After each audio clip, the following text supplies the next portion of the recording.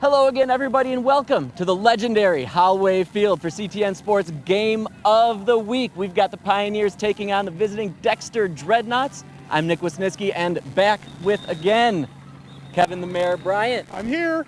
Tell us what we're up for tonight. Big points. I mean, when these two teams meet, the average winning or margin of victory in the last 4 games, 51 points. So I want a good game. I want a close game. I want a matchup that goes into the fourth quarter, but history is not on our side, my man. Points to be scored, and thankfully we've got somebody that we can talk to. We won't be going directly out to the game. Stick around after this break, and Kevin's got a nice chat with Pioneer coach Kelvin Griggs. Hey folks, I hope you like what you're watching, and if you do, hit that little like button and follow us on Instagram and Twitter at A2CTN Sports. And welcome back. I'm joined now with Coach Griggs. Coach, first third of the season is behind you. Can you give me an assessment of what your team is looking like so far? You know what? We are a very good football team. You know, I mean, we're low in numbers, but those numbers that we have, those kids work hard. You can tell with the first 3 games that we played against Adrian and Lincoln, that kind of things. But our kids believe in themselves, and they believe that we can compete with anybody in the league. We just got to overcome some challenges and some adversities. But outside that, we really feel pretty confident about us. Well, that's great to hear. I know you have some young studs, second-year starter, junior, Malik Fahar. Can you tell me a little bit about him and what can we expect from him tonight? Well, Malik is a very unique young man. He's very gifted. He's our X factor, you know, because he can do a lot of things on both sides of the ball and in the special team. So as you probably saw in the first couple games that we played and stuff. So he will be our starting quarterback tonight because obviously we're down. Our starting quarterback, Kalen Wong, is out for a couple weeks, but Malik's going to step up and continue to do what he's been doing all year. So we're excited to have him at quarterback. We know that we won't skip a beat, and let's kind of see how things go. Well, it's always nice to have your best playmaker with the balls in hands all day long. Absolutely, yeah. He's, like I said, he's a very talented young man, and I'm excited to see what his future holds for him. So. Well, let's turn this page over to Dexter. There's a team that comes in hot. They've been averaging 33 points a game, and Coach Knox's squad has another high-velocity offensive attack. What's the game plan to stop them tonight? Well, you know, it's all going to be about our defense tonight and having all 11 hats on the ball whenever they have the ball. So, you know, it's going to be about rallying. It's going to be about teamwork. It's going to be about coming together, you know, and making those plays that we need to make so that we limit them to whatever. So we're going to put some pressure on them on defense, you know, and then we hope for the best. You know, that's all we can do. We got our best 11 guys against their best 11 guys, and we'll kind of see what happens. Well, it's another SEC Red matchup. You guys are 1-0 at your home field, so we can't wait to see the action tonight. Yeah, it's going to be a great game. I really, truly feel that in my heart, and I know our kids are excited to play. We've been talking about it all week, so they're excited. We had our first win in over 4 years at home, so the kids want to keep that tradition going, keep it going right now for this second game here. So, well, good luck tonight, Coach. Thanks a lot for joining us. I really appreciate you. Thanks so much. All right, Nick, I'm going to run up and join you up in the box, and we'll get this game going. Go Pioneers.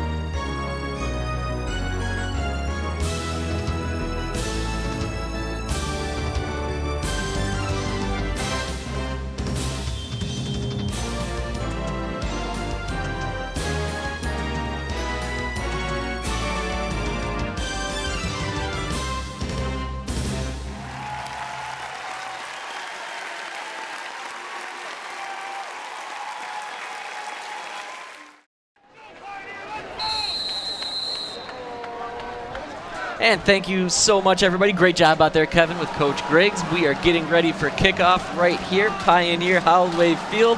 CTN Sports Game of the Week on not Friday Night Lights, Thursday Night Lights. Thursday night. Why not? A little bit of, was it Rosh Hashanah that is Saturday, so all the Ann Arbor schools close tomorrow. Is that why? That makes so much sense. Oh, man, I'm digging in deep into the history tonight. And as that is happening, we'll see Pioneer kicks that one away out of bounds, and the Dreadnoughts will start this game off with some pretty solid field position, which they don't really need. Their offense has been banging so far, Kevin. Humming. And it starts with the running back. They got a junior, I believe he is a junior transfer from Milan, number 0, Ronnie Johnson. He's going to be running that rock all day long. And even still, we see their quarterback looks like they'll be in shotgun as per usual, as you're going to see with pretty much all schools nowadays. Yeah, Cooper Arnott is a first-year starter at QB, and look at who's running the ball. And you said it right away, nothing special, nothing crazy, just a little off tackle to the right, got a little hole, hit it, and picks up a solid 15, 18 yards on that one. 21-yard gain on his first tote of the ball, and look at this, right through the middle. Hey, he's running between the tackles, hard downhill. Reminds me of a Derrick Henry type of runner. Yeah, nothing fancy. And then ball on the turf. Is Pioneer getting a turnover? That's what they need.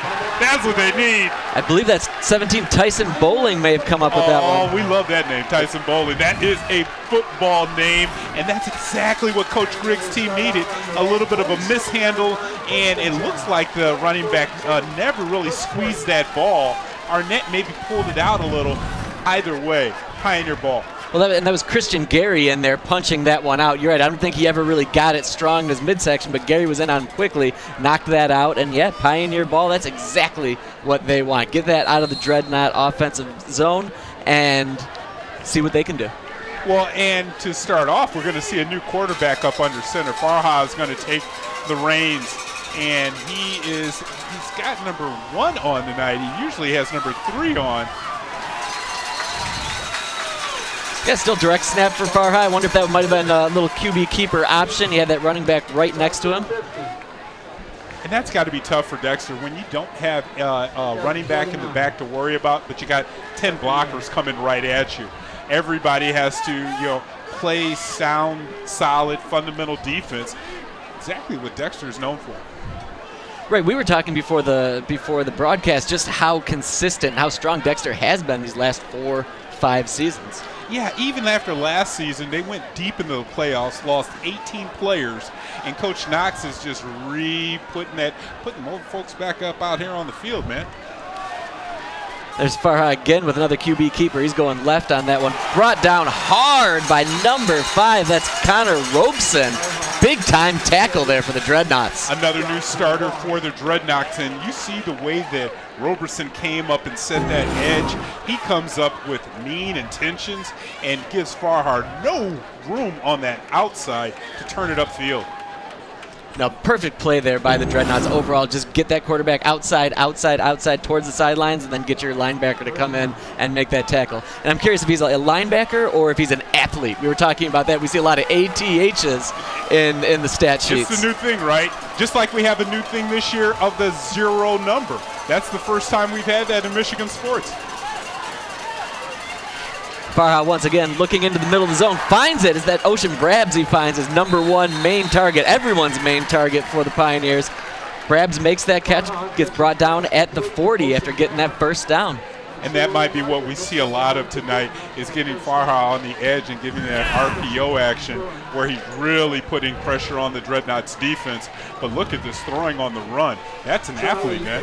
Yeah, you can't say enough about somebody that can do that. As he was coming out, the way he was kind of handling the ball one-handed might make your coach a little bit nervous, but at the end of the day, he squared up properly, he got his weight right, and get that throw into the middle. And it looks like there may have been a discussion on where that ball ended up, or are we having a flag? Oh, we do have a flag against the Pioneers. Pass is incomplete. Man, that's 4 or 5 different penalty flags that he was giving some motions on.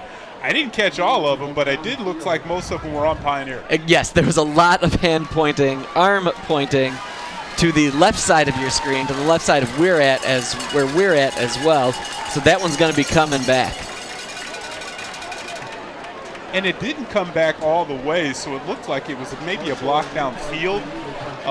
And it's Pioneer, they gained maybe 1 or 2 yards. Is that right?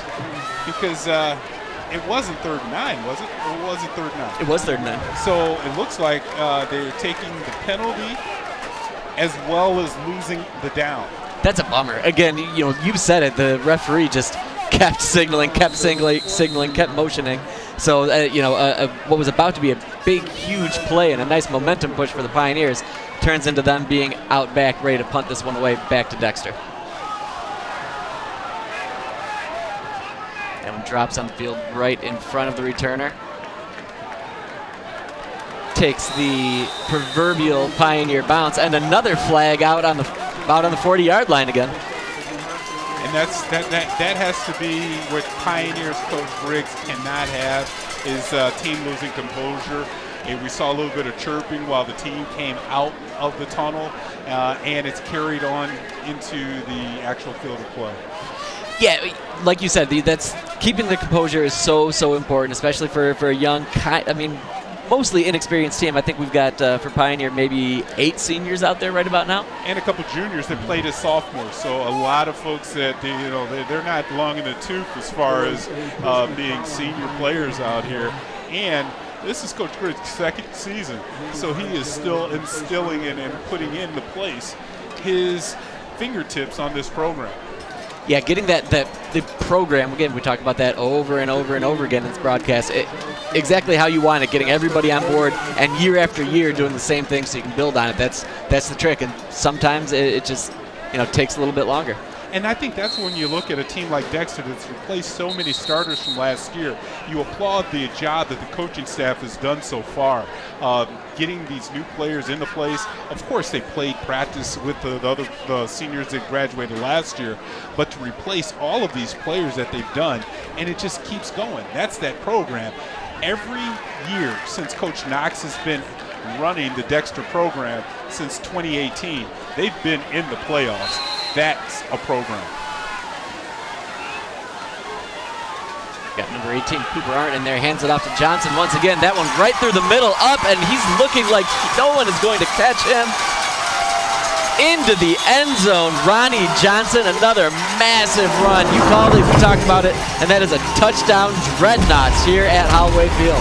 I mean, right up the middle, there was a huge block on Gary. I think that was a guard coming through, really gave a lot of room in that middle part of the Pioneer defense.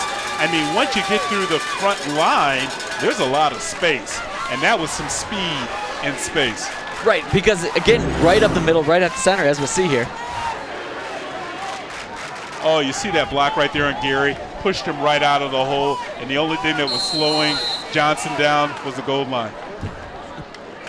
And maybe the focus on that camera. Great job by Johnson getting out there. But, yeah, that center really made that play. It looked like he had put 2 blocks, or 1 block on 2 guys, got him out of the way, and Johnson just took those first couple of steps, and he looks like the type of kid that once he gets going, real tough to slow down, real tough to bring down. And that's what I was saying. He's a big kid, and he covered that 60 yards like it was a 40-yard dash. I mean, he got through there, turned on the gas, and he went from 0 to 60 fast.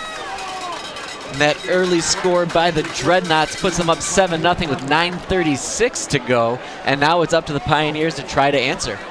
And it really started going downhill with the penalties. The penalty after the apparent first down by Ocean Grabs, the penalty after the punt that gave better field position for Dexter. Those are the type of things that Pioneers can ill afford to have happen for them to come away with the dub tonight. Yes, so often it comes down to that discipline, right, from either squad. So right now Pioneers got to get themselves back in check and get back into what they need to do to win this game. And big plays, that splash play like that really just sucks all that air out of the balloon. I mean, and it really takes, especially a squad that is dealing with injuries like Pioneer. So all of your players aren't out there. Your starting QB isn't out there. I mean, it doesn't take much for you to look at the scoreboard already and feel bad about what may happen. Right, you need your home squad team to get out there, make some noise, maybe build off that energy a little bit and get the ball back and see what they can do. This is one of those drives where let's just get a first down, guys. Let's get a first down. Let's keep our defense on the sideline, and let's matriculate. Matriculate. Love it. Man. Love it. Uh-oh. As was initially Brennan Scott on the... Uh-oh. Brennan Scott there. He did seem to get back to it, though. Yeah, it looked like a couple times that ball was squirting out of his hands there. And we are in the point in the year. I mean, you can see right now what's going on the field on the broadcast that you've got sun, deep shadow, and you got to wonder if there might have been a little bit of a tough time. Yeah, there you go. There's our end zone cam. Tough to see. A little bit of light. Let there be light. Right, no. that golden hour. Be a sunset, please. Exactly. Golden hour is beautiful if you're going to go take some stills or shoot a little video out by the pond or down by the Huron River. But maybe catching kickoffs a little less so. A little tough. Well, look at this. We already have a different quarterback going in. Looks like 9 is... Houseman? Yeah, it looks like he's going to take a shot at it, a junior quarterback. Houseman from the shotgun. He's got 4 wide. Hands it straight away. Nice job keeping those legs chopping and falling forward, getting at least a couple of yards out of it. That looked like one of those first plays of the year you put in practice. Let's run right, heavy right. This is let's line it up, man-on-man blocking. Let's get 3-4 yards and just start working the ball down the field. Plus, if you're able to get chunks 3 and 4 yards, you're going to get a first down eventually. Plus, you're keeping that Dexter squad on the bench. Well, Dexter's been going out there with a 3-4 for the most part. I know those linebackers are inching up, but you've seen a lot of 3-4 defense from them. So maybe they thought, hey, maybe we can get just a few extra yards on a quick handoff. It looks like we might be getting a timeout by Pioneer. It looks like Farha was walking to the bench a little bit gingerly. We spoke, Nick, before the game with his father, and he was saying that Malik was dealing with an ankle. From the beginning of the season, he had a high ankle sprain that really hasn't gone away. So the number 1 player for Pioneer, dinged up, man, that's not a good recipe for Coach Griggs' squad. Right, when your backup quarterback's dealing with it as well, it's tough. I mean, this is the next man up mentality, which is what high school sports is all about. But it can be tough. So now, yeah, we'll see what quarterback is out there, how often we're seeing that individual, or maybe we're going to see a little bit of both. I think that might be the answer, too. It'll keep Coach Knox's squad on the other sideline on their toes. Plus, Farha is a player that you can move all over the field, and all eyes are going to be on him to begin with. So that gives that quarterback maybe a little bit of extra time, to get down the ball downfield. Maybe to give Craig a little bit of time to bust a hole up in the middle because eyeballs are looking at number 3 over on the side. And here the Pioneers are coming out of that huddle, breaking that. And again, you don't see Farha out on the field, so that ankle must be bothering him. Leopold Houseman, junior quarterback. Quick throw out to the edge. That one bounced off the hands of, I believe, this Houston McCoy, 21 out there. And that's an interesting take, too. Not necessarily a screen, per se, but just a turn. Let's try to get a real quick slant, real quick post, and see what happens. Get the ball in another athlete's hands. And Houston McCoy is another player we saw last year as a sophomore up here on varsity. So he's definitely got the talent to move around because last year I think we saw him playing defensive end. And now Malik Farha will be out there. So quick to say under center. Quarterback's out there under center. And that's not a thing anymore. That's just not a thing. Bro. I mean, that's so wild to see. Farha rolls right, looking deep. Looks that off. Evan Berghardt was his intended target, sliding, but couldn't quite bring that one in. Those are the balls that need to be caught tonight. That was hitting them right between the chest. And Farha, again, looks good, rolling out to his right. But his speed is still a step slower than we're used to seeing him. You can see here on this replay, he comes out, but even on that toss, he really didn't fully follow through, and he landed a little bit, I got to be soft on this ankle. No follow and no planting either. It looked like both of those feet were kind of just up and tossing, and it was a lot of arm and not exactly what you want from a technical standpoint. And Barbs with a nice kick tried to flip the field, but that was a better return there by number 14, Navarra, for the Dreadnoughts. And oh man, give me 4 more minutes. That's when the sun's going to be out of our eyes. Promise? Do you promise? Counting down. I'll take it. That's what the old I'll take it. Doppler radar from CTN's telling me. Yeah, we're complaining, but props to those camera guys out there as well, because they're looking straight into it. They're up high. It's not the easiest thing for. I believe we've got Ken Simpson and Mike Koski up there. Yeah, this year we actually, Ken, who's come to the game, dressed ready to, he's not going to be taking anybody's gloves, no sweatsuits or anything from anybody. No borrowsies? No. Let me take that home and wash it for you, Kev. He's good for it. He's good for it. We found that out. Dreadnoughts now another hand to Ronnie Johnson. Bye-bye. Steps over the man, and he's got an easy look into the end zone. There was only one Pioneer that had a prayer of stopping him, and Johnson went right over him. So he went 60 yards on that his first carry of the night that went for, let's just say, distance. That one was another 43 yards. He's over 100 yards in 2 carries, Nick. There's Johnson. Just moves it outside, but He broke that tackle. Yes, exactly. And it's one thing for him to be making these plays. That blocking upfield is really nice by the Dreadnoughts. You see those wide outs out there, those athletes out there, and that offensive line making holes for him. And Johnson knows where to go. He knows how to follow, waits for his opportunity, and then kicks it into overdrive and jumps on in there. Hey, if I'm a running back, I might want to come over to Dexter and play. They just have running back you. I mean, they get guys. Cranking them out. They crank them out, man. And you can put a number 3 on that kid or number 4 on that kid. He looks like the fastest kid in the state we saw last year running up and down the sidelines. Yeah, but different runners, right? Like Cabana was blazing. Just lightning fast. And you can see some moves. He had those hips that would move. And Johnson seems to be initially more of a north-south guy, but still a very smart runner. He's waiting for those tackles. He's waiting for those blockers. And then they were all huddled underneath the tent there, checking it out. Probably looking at a replay. Playing some Xbox, maybe. Might be Starfield on there now. Madden is out already, That's so right. they might be playing. That's right. Starfield is what the kids are playing now. Starfield. That's what I I'm that's just what I hanging hear. out for next year when college football comes back. I mean, a game that I'm familiar with, kinda. I want to play with Coach Prime. You know how it works? Yeah. And now we're waiting on the ensuing kickoff.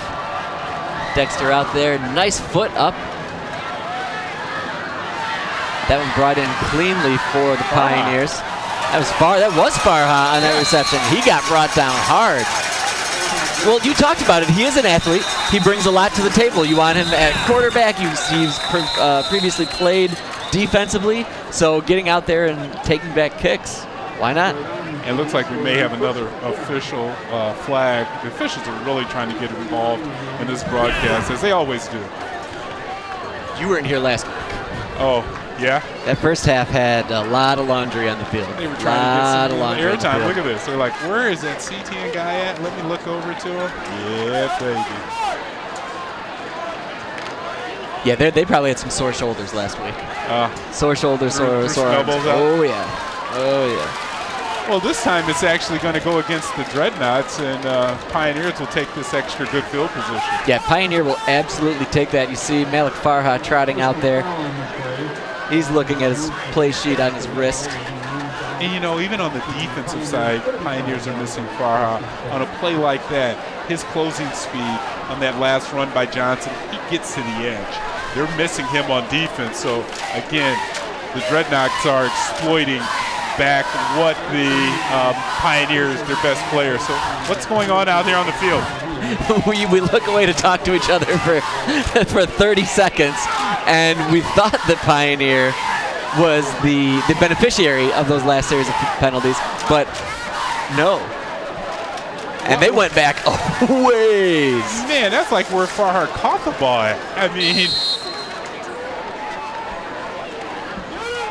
regardless, 1st and 10 from the 10, and there's Farhad getting out to the outside, shakes off one tackle seemingly, but just couldn't quite recover his footing after that big hit from, I believe that was Connor Robeson again. I believe so. He came up and he's laying some wood, and you know, if you're Coach Craig, you're going back and forth with this. I have a player that is the most dynamic player, one of the best athletes in the state, a little nicked up.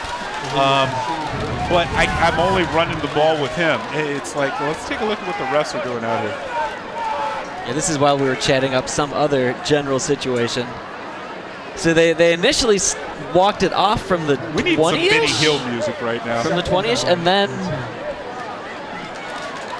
And wait a minute, hold up, wait a minute. I don't remember, yeah. That's the Cupid shuffle here. He's going to go back the other way. Well, it looks like he's talking to the Dexter player. He's like, that wasn't on us. Oh yeah. And then the whole just trot all the way back. No signal or anything. Let me just turn this way. We never, seemingly we never got a call, or at least our cameras didn't catch it. Not their fault, but it was, who knows? Let's get this Who knows? Nonetheless, 2nd and 10. 10, 11-yard line, whatever you want to call it in there.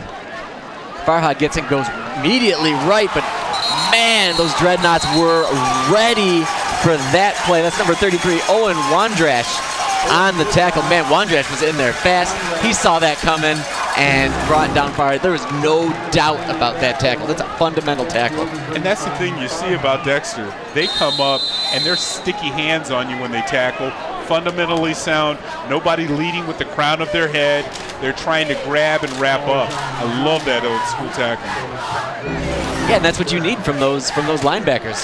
They've got that head of steam coming in. They're not launching themselves. They're not throwing themselves. Nope. And you would think at this point on a 3rd down, you're going to have to start getting the ball out of Farhad's hand a little bit faster. They're trying to get him on the edge, and right now they're going to have to, that's going to be a penalty. That looks like that's going to be on Simpson. And he's a 2nd-year starter as well, too, so a little bit of that composure really just leaving the Pioneers' side. Well, Farhad's in there with a hard count. He almost gets somebody right there, or he almost got somebody initially, but you're right. I think that was Simpson that ended up making the jump in that hard count. Well, yeah, he can't throw his hands on his head, too, because that's pointing himself out. You're right. He's got to learn how to point. Yep, that's right. Instead of the usual point, not me, this guy. Even if the guy jumped offside yesterday, I'm pointing at the guy in front of me. Right, you are. Yeah, you're right. Instead of throwing him up, you've got to start just straightening that arm, right? Straighten that arm. Learn that one. Maybe that's what they'll go over and film this week. Nonetheless, Farhad back at it. This time. Gets out of the pocket, as is per usual for him, looking upfield, but I'm not sure if he had anybody or was even really thinking about it. He just wanted to keep going and stay in bounds. Yeah, he's not getting enough time to really survey the field and look down. He's coming off of his primary receiver and then running. And that's difficult for an athlete.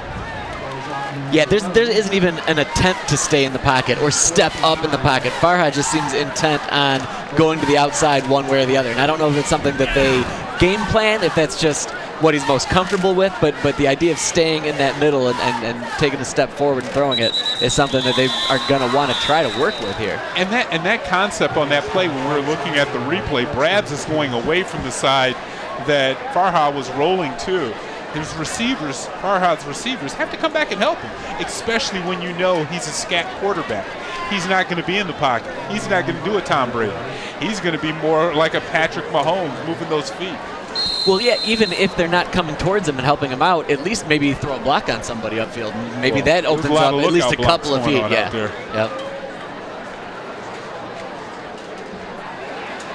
4th down now, 4 to go. 6:06 to go as that clock rolls down. High snap, and a nice job of getting it kicked away pretty smoothly. Nice kick, maybe nearly over 14's head. He makes a couple of moves, but he is not getting away from Al Kakani. Al-Kakani is just, I mean, he was holding on for dear life, right? Even if he got taken for a ride, he was going to be holding on to him. And we may have a flag on the field again. Is there a flag in the A It there? looks like they're talking like a hold in the middle of the field, the officials. He has his hand there. I still don't see any laundry on the turf, though. It's right there at his feet. I see it now. The replay had a great shot of it. It was dead center frame on the replay.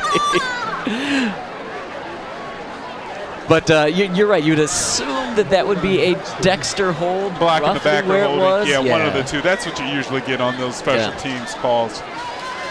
And honestly, it hadn't made a difference really for Dexter. That's just more space for them to put on the stat sheet.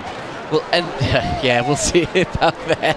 Al-Kakani, as we mentioned, great job, great tackle staying with him. He wrapped that up, and he was not letting go, even if he was getting taken for a ride. That was a good tackle because 14 on Navarra, he was putting on that move and planting that foot to cut upfield. All right, so Cooper Arnett back there once again.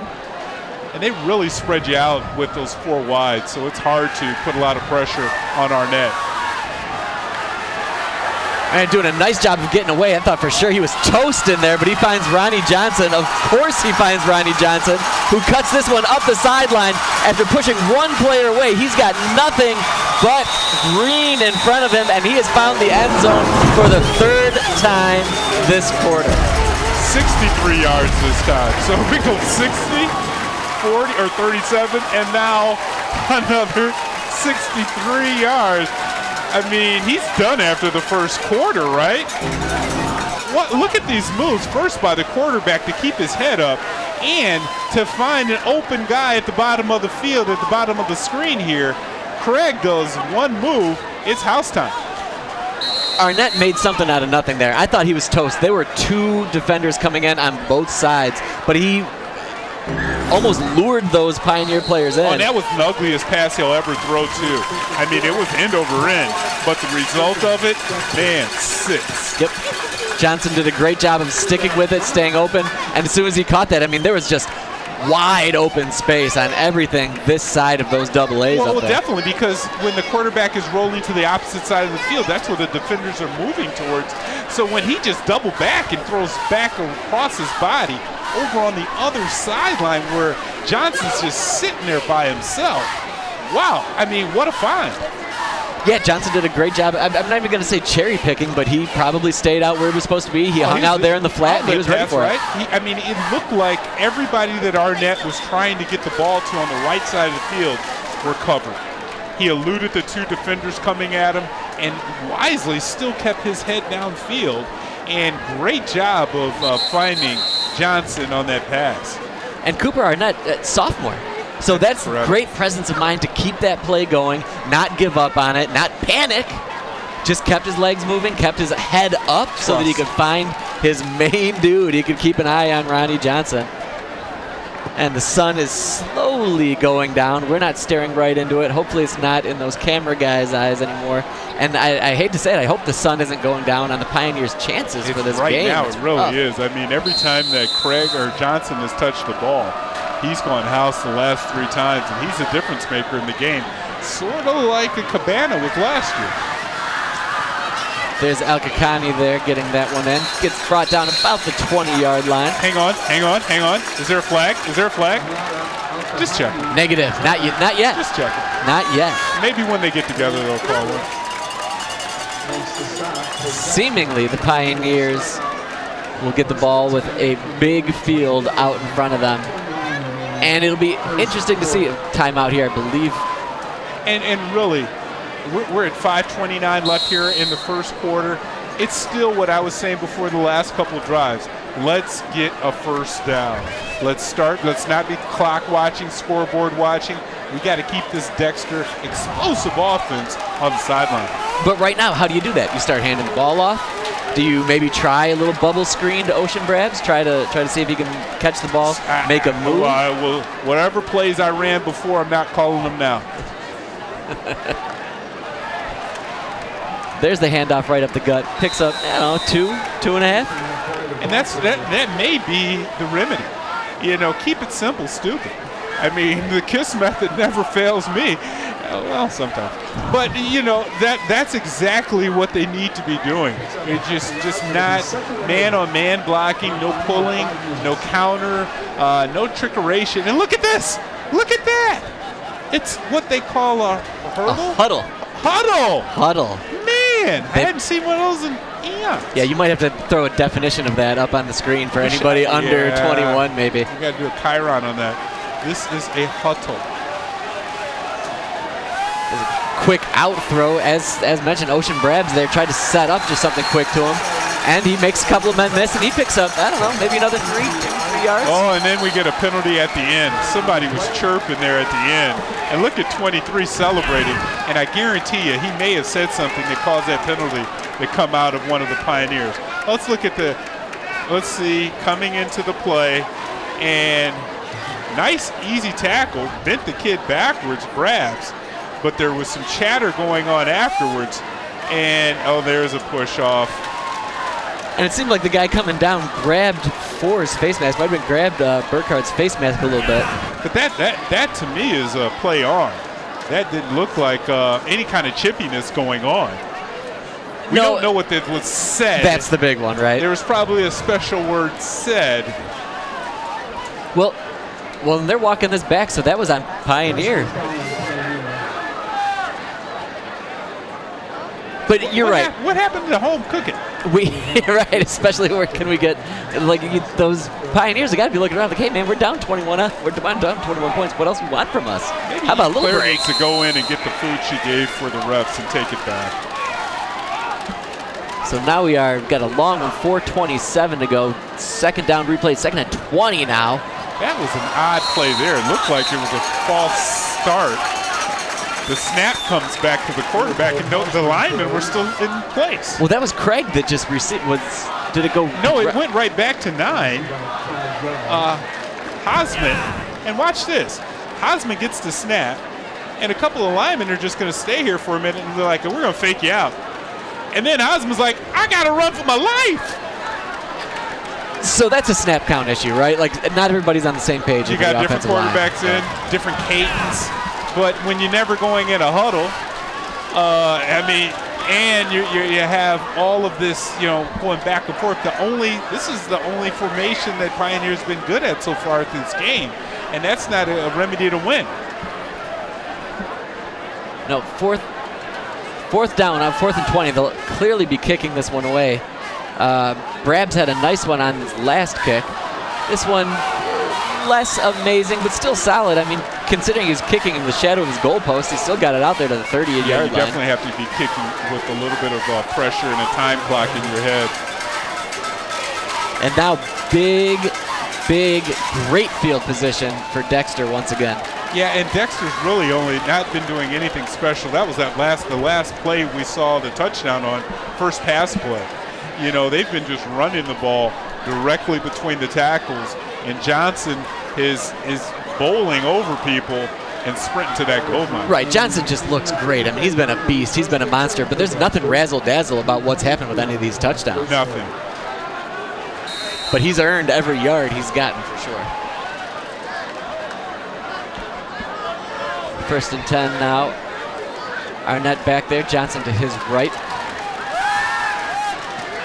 Easy pass right over to Johnson. Johnson caught it in stride. Good hit. Brought down. Exactly what Coach Griggs was saying when we were talking about Johnson at the beginning of the game is gang tackling, and that's what we saw in that play. Oh yeah, you've got to get all of your guys out there. You've got to have your linebackers keyed in on that. You can't just expect one person to bring him down. Arnett there looking in to see where we're going next. Johnson unsure right now where he wants to be, but he's going to stick to Arnett's right. Or not. He just wanted to mess you up. Yeah, just jumping around. Do have a man in motion. Fake to the jet sweep, misdirection. Johnson still picked that up. It slips up on the 20-yard line, and that's fortuitous for the Pioneers because if he doesn't go down, I gotta think he's finding end zone again. Oh, that's a turf monster, and that's a good turf monster for the Pie High. Look at that. Come up and tackle you on the 21-yard line because he was giving them a stank leg. Well, that left leg went out, and you knew that he wanted to try to Get a little push off. Exactly right. And he's going right. Again, he bounces to the outside. That's another touchdown for Johnson.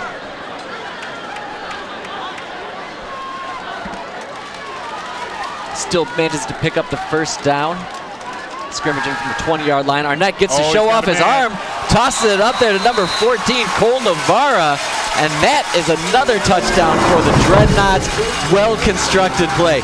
When you've got all 11 guys and everybody on the sidelines and everybody in the booth zeroing in on number 0, it's really easy to get somebody else open. Well, it was bound to happen, right? Run, run, run, run, run. Okay, now we're going to drop a pass on you. Arnett throws a dart right in the bucket. I mean, that was on the money there to Navarra, a sophomore wide out with the reception. Well, and it was a nice job of him getting some separation, too. I mean, he had a man on him, and he pushed past him, went up, went up, looked over his shoulder, caught the ball. I mean, there's something to be said. It's really easy to be up here and talk about, like, oh, that's simple, that's easy. It's really easy to be watching from the comfort of your office chair, watching this on YouTube on Friday or Saturday. Oh, I used to do that 30 years ago. Of course he caught that. But, you know, he still had a bigger kid in front of him, and he turned around and he made that catch. Textbook fundamentally as he was, and he was rewarded with a touchdown. Well, that execution starts with those guys up front. The offensive line is doing a great job tonight, putting a hat on a hat. And that's exactly what they did to give Arnett some time. He went back on a 5-step drop. He puts his back foot in the ground, unleashes a dart down the field, right on the money. Execution around the board, though, was excellent. And Arnett could have that extra time because on the bottom of your screen on that replay, you could see Ronnie Johnson did a nice job of throwing a block, too. He didn't just run off. He's not just lackadaisical if he's not getting the ball. Yeah. He's still engaged. He still knows exactly what he was supposed to be doing. And he put a block on somebody that gave his quarterback that little extra time so that he could set his feet and make that throw to his wideout. Well, I think that kind of goes back to what we've been speaking about all first quarter, Nick, and that is that discipline style that Dexter employs. They bring it out here all day long for you to watch. I mean, no penalties. They're lining up on time, and they've come with a very good style of tackling. They're not headhunting or anything like that. There's Tyler Craig, and speak of the devil, there was a big hit there. It looked a little high-ish, but that was a crunch in on Tyler Craig. Yeah, that's unfortunate because Craig's your number one running back. You saw him get up a little bit gimpy, and he got hit.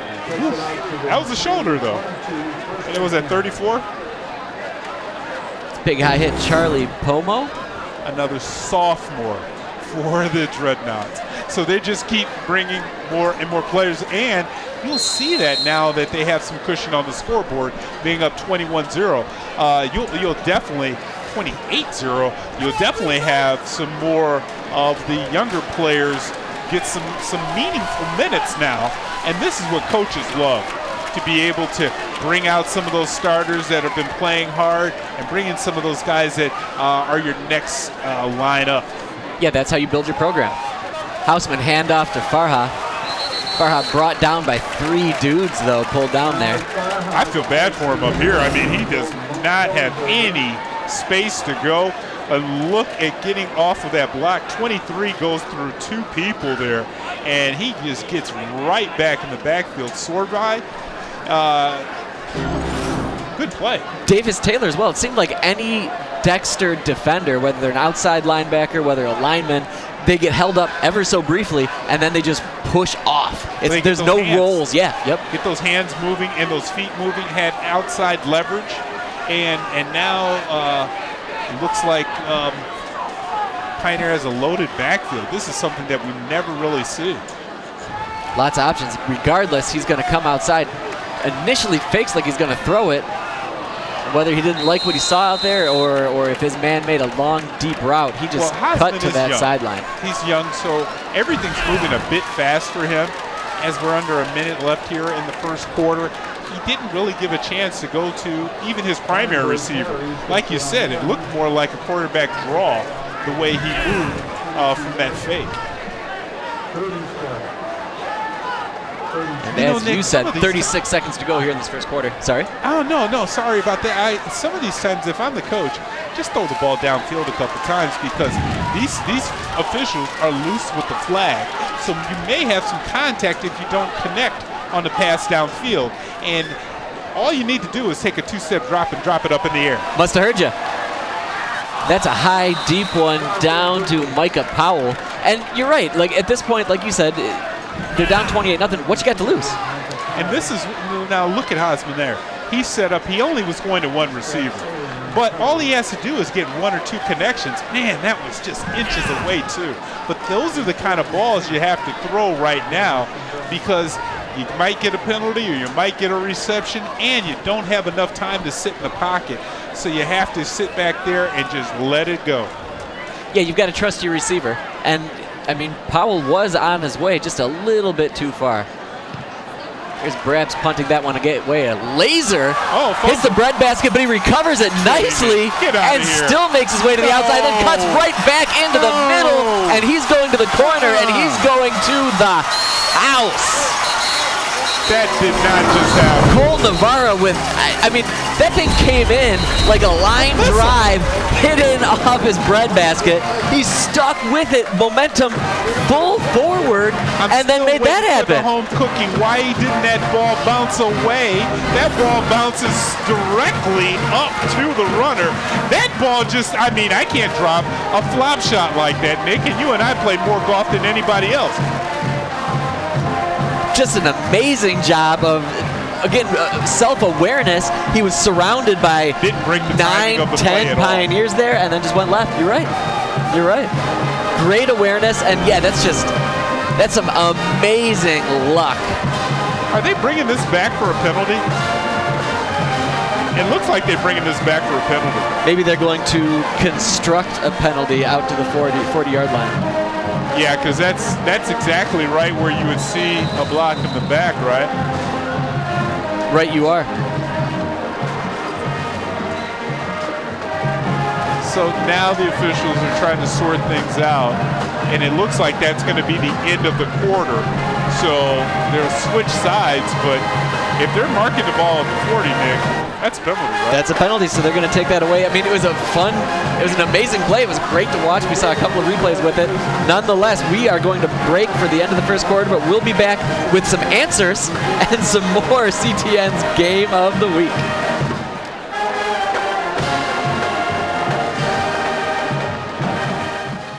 Hey everybody, this is Harriet Kemmick, the host of Down to Earth. I just want to say congratulations to CTN for 50 years of programming.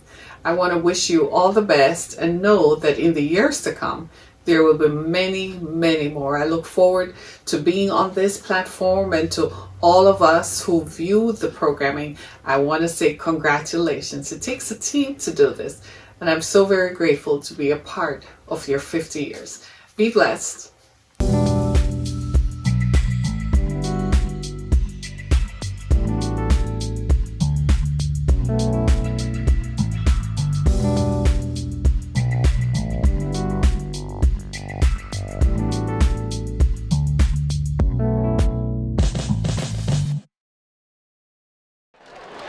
And here we are, start of the second quarter, and just as a reminder to everybody, thank you, Kevin, for being here tonight, because doing these games solo is not the easiest thing in the world. My pleasure. Did he hold on to that? Number 2, who is that?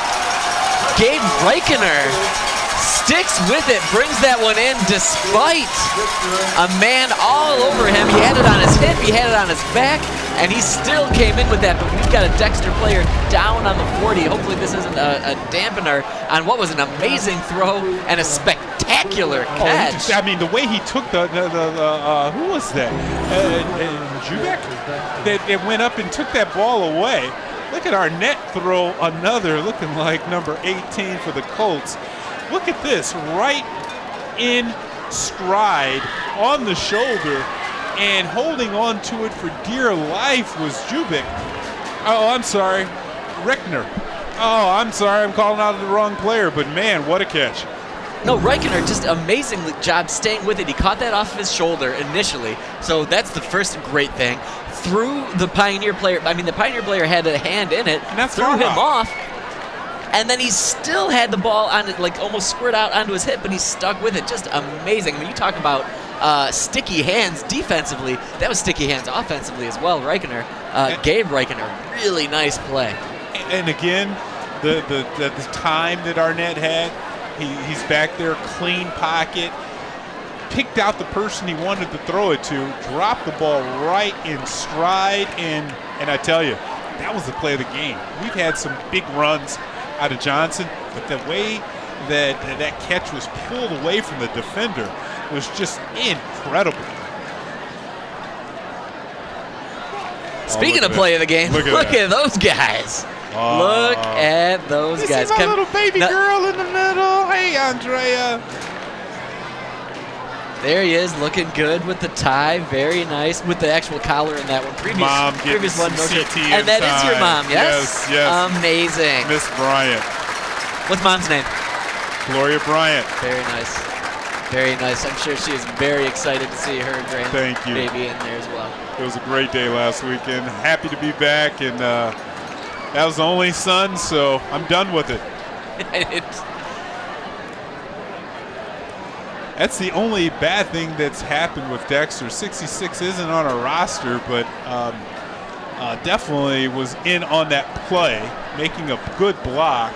And that's the only thing for Coach Knox that could go wrong in a game like this is injuries.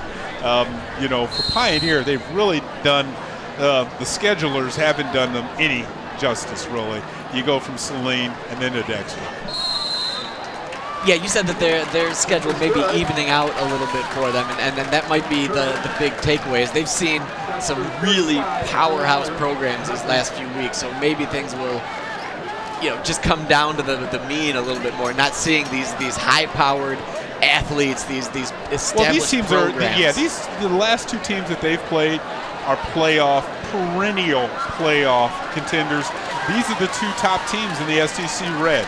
And so to play them back-to-back, your players are getting nicked up and, sometimes even beat up on the scoreboard as well, too, which, dampens some of that enthusiasm that these players had at the beginning of the season. Yeah, it can be a dampener, but now what you can do is motivate these kids to build on things, right? Hey, let's get these first downs. You do. Hey, let's make some catches and have a nice, clean offensive set, right? No penalties, no issues like that. And then maybe you build that to the touchdown. It's like Legos. You got to put one piece on top of another one. You never know what it's going to turn out to be. Sometimes it's a grand thing. Other times it's not. But you're still building upon, like you're saying, on your experience of that last play. And there's a little miscommunication there between both kick returners. That's Akram Farha there that ended up with that one. And again, more confusion. Now we've got some more flags coming out there about the 12-yard line. Sorry, 17-yard line. Block in the back. You would think. Yeah, on a kick. And there was another bobble of that. The kick throws timing off. And you see Farha had to decide which side he was going to be running to. So maybe a blocker's on one side. I know one thing. The penalties are piling up just as much as the score is piling up against the Pioneers. Yeah, the Pioneers, sadly, not doing themselves any favors right now. These penalties just pushing them back and back or taking away big plays. It seems like every time they've had something going for them, they've been pushed back. I believe, was that a personal foul there? Wow. So this one's going to go way back. Half the distance, probably. Way back. They'll be starting off on their 2-yard line. I thought last starting drive was bad on their 20. Again, though, I like what you're talking about, Nick, as far as just building. That's why I'm saying let's throw out what we came into the game plan coming in. We ran into a wall. Now let's start playing for maybe the second half. Let's start trying to get the first down. Let's do some different plays as well. But now, how do you do that, or where do you go? That was a nice misdirection play. seemingly fake jet sweep. QB keeper gets up to about the 10-yard line, so picking up 8-9 yards. Farhad took a little exception to that hit. He was standing up straight, and as a defender, if you're standing up straight, you're lunch. He got popped. Yeah. He got popped. And yeah, he's hot. You can see he was even chirping over to the official about that one. But I think that's the kind of plays that you need to see. More north and south, less east and west, because you've seen the speed of Dexter. They can cover that perimeter. Let's try to get up the field and get what you can get. Yeah, and that little bit of misdirection really seemed to help. The fake jet sweep, I mean, everybody in Dexter thought that they were going to give them that because they've been trying to go outside the entire game. And Farhar, I would love to see Malik throw the ball a little bit more. You've seen him throw the ball out of the pocket, and he's got to catch that snap, though. That throws everything off of the timing. Yeah, I agree. You'd like to see him go upfield or try to find Brabs or one of his other guys, or even just a running back coming out of the slot that way. But it's not going to happen in a situation like that for exactly the reason you said. When that ball comes in off your hands, then off your face mask, all the rhythm is disrupted. It's disrupted for what you're trying to do. It's disrupted from your footing. It's disrupted from the guys downfield. And it was put on display right there. And Farhar is used to getting the ball handed to him, maybe thrown to him. It's a different rotation of that snap coming to you. It comes to you a little bit faster. I know he's taken a lot of snaps this week behind center, but catching that ball in game while you have defenders flying at you, a little different. For sure it is, and here he is once again trying to get to the outside, but just a scrum of guys right in front of him, a scrum of Pioneers and a scrum of Dreadnoughts right in front of him there, and he's brought down. And the Pioneers, to my knowledge, we were talking about keeping stats before the game started. I am keeping them. I don't. Are you? Do they? What are they on third down? Not good. No. No first downs. I do not believe they've not a first down yet. We've had punts. We've had a lot of penalties. I ran out of toes to keep track of those, but on this right now. If it wasn't so far for the first down, I might pull a Dan Campbell. That's a long ways. You don't want to give those guys that opportunity for the 2 yards. But that's what you need to do right now, because the conventional way of thinking of trying to just play man up ain't working too fast. And so we're right on the edge of running clock territory for the second half. You need to be putting some points on the board for the Pioneers. Yeah, when your star wide receivers got way more punts than first down, or more than receptions. Than yards. Not good. Dexter, however, can almost do no wrong. Here you see Arnett coming back out. Johnson seemingly coming out directly behind. A little pistol formation. Yeah, it's a little bit of a different formation we've seen from him. Usually we've seen Johnson either to the right or left side. I wonder if he'll get moving in motion here. Simple enough handoff to Johnson to the left side. Makes a couple of men miss before he's brought down. And we've got a flag on the 30-yard line. It's blending in a bit with the yellow there, but that is nonetheless a penalty flag. That's got to be a hold, right? Got to be a hold. The way that they call that. There we go. We finally get a call against the Dreadnoughts. And we haven't seen them go backwards too often today. No, not very much. They've played such disciplined football. They've done an excellent job of wrapping people up properly, making the tackles, clean blocking, and they haven't had a ton of offensive plays either. They're not putting together these long, epic drives. Explosive plays, right? Just these big, quick hits is what has gotten them into the end zone. Man, how difficult is it to call holding nowadays? These guys are making this in. Come on, guys, really? Yeah, we were ready to go with this one. We were all ready to go up for first or second down. There it is. It's official. Holding. Dexter will trot back. Wow. The officials will walk that one back, and it'll be first and a long one for the Dreadnoughts. And it looks like the line judge is on the 41. The ball's on the 40. I love it. I love having fun with our zebras. Pioneers showing blitz. Arnett doing a nice job staying with it, and he finds his man Holden Niemi. And Niemi's a freshman. So Well, we're going real deep on the roster for Coach Knox. What a throw and catch, though. that play action did exactly what it was intended. The Took entire everybody. Pioneer side just dials in on that. And Niemi, I mean, that's a freshman. That's a big kid right there. Look how much bigger he is than everybody else in that Pioneer Yeah, secondary. that's a freshman, and I bet a bunch of recruiters are trying to get his number now. That is a big kid, and B, just a nice job of watching that ball in, making some guys miss, getting near to the end zone so that you can give it to Johnson, although another flag down on the play. There might have been a hold down there. Could be that right tackle there. May have done a little holding there to help Johnson get in. I think even the Dreadnoughts know that this one's coming Yeah, that back one's coming out. back real fast. Man, really impressed with Arnett. A sophomore rolling to his right. Tough for a quarterback to roll to his right, turn those shoulders upfield to drop a dime like that on the waggle pass. Man, that was pretty nice. And I mean, he's not some giant back there either. No. He's doing he's normal stature for a kid, and he's doing a really nice job of not getting influenced by those big defenders coming at him. There's Johnson again, stiff arm down, tries to make a move, but big tackles. Farha. And that is Farha staying with it. Man, if he shakes him, He's gone. he might be back into the end zone. And that's what I'm saying. Farha, he's getting every snap in, and he's needed on every snap. Yeah, he's getting his money's worth in the game tonight.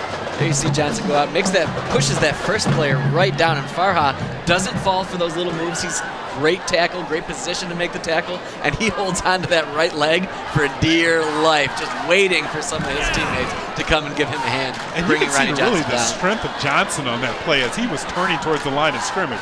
Farha barely held on. Yeah, Farha's a big kid. There's a nice pass right into the middle. Coleman Vara again to the end zone. They're not taking this one back. That is a touchdown for Dexter. Love the action, but that shot, our camera person, I don't know if that was Mike, that was Ken, who got that shot, but that was perfect. The way you could see the quarterback go back, he took one look and saw he was open, led the man through the traffic. If I'm the safety, though, I got to come up and go for the ball. The safety back there kind of hedged like he was not going for the ball. Well, you say that, and I think that if we had another look at that, Arnett did a good job of looking a man out. He was looking left. He was looking into that corner, So the and that safety- might have been the safety that pull the just kind of safety off, bent yeah. into it. Yep. So either way, that was a great play. Oh, look at that sunset. Happy to see the sun's gone. Beautiful. Mid-September here in Southeast Michigan.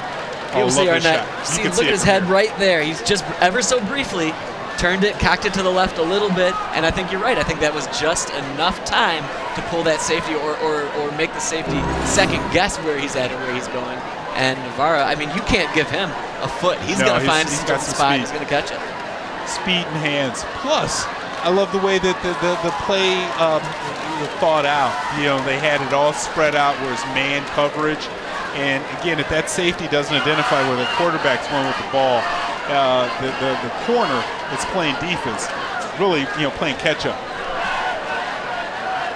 Right you are, playing catch-up as the Pioneers have been playing all night long. So I'm curious if we're going to keep seeing Farha out there or if they're just going to, so to speak, hand it off to Leopold Hausman and let him take it from here.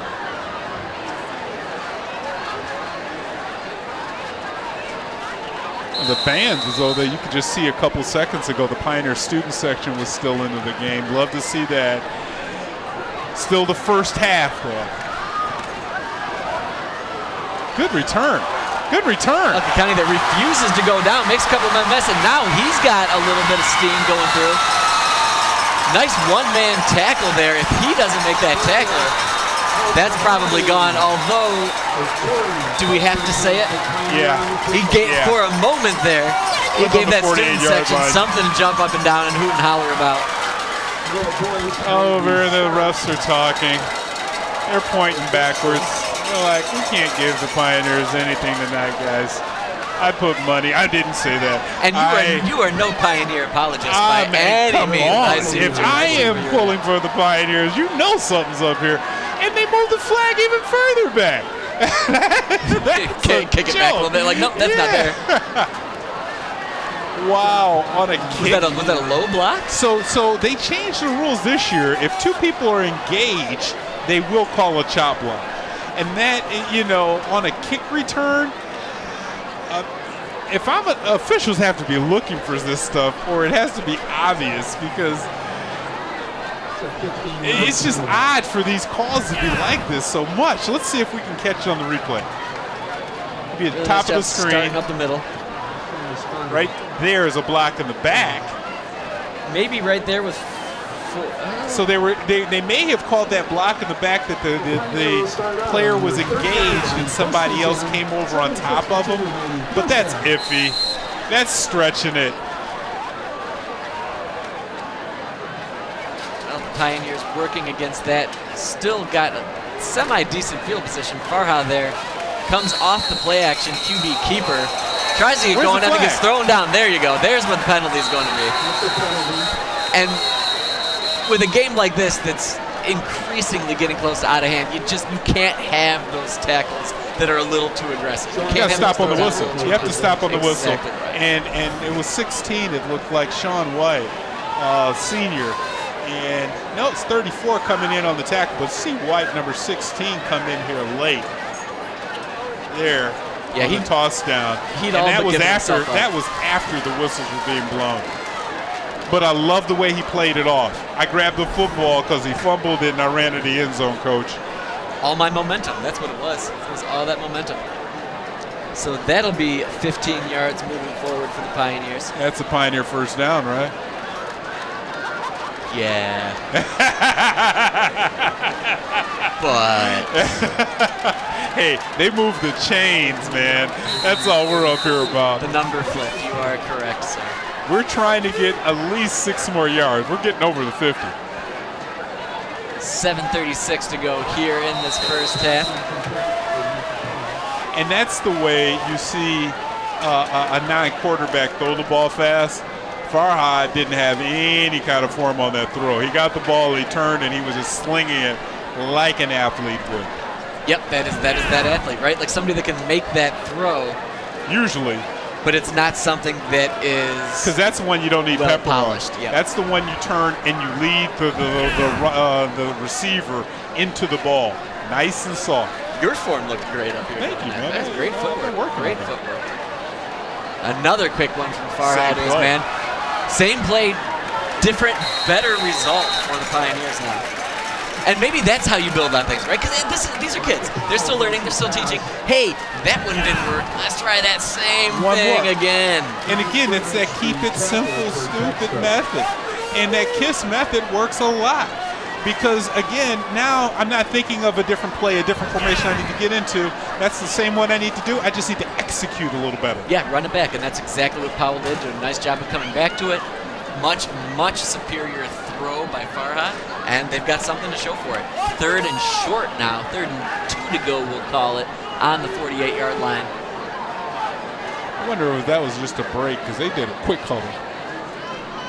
As Farha, QB keeper, is going to try to push it right up the middle. He needs some of his dudes to get some blocks and get some momentum for him, but I don't know if they got it. Yeah, that's going to be tough. But, again, you call that play because you're going on 4th down. This isn't the time to punt it. You get a little bit there on 3rd. Let's get the rest on 4th down. Yeah, you know you've got 2 plays to get this first down. That's exactly right. That's not the play that you call. You know you're going to punt it away here. So I wonder if they'll see the same thing, or if we'll try a little bit of misdirection again. You know, I like it, but then again, I don't, because Farha has to gain 5 yards to gain 3. Right, coming back from the shotgun, he's got 4 men wide. 5 men wide. You see 3 to his right, 2 to his left. And you're right, when you are 3 yards behind, you're getting that snap, you've got a long ways to go.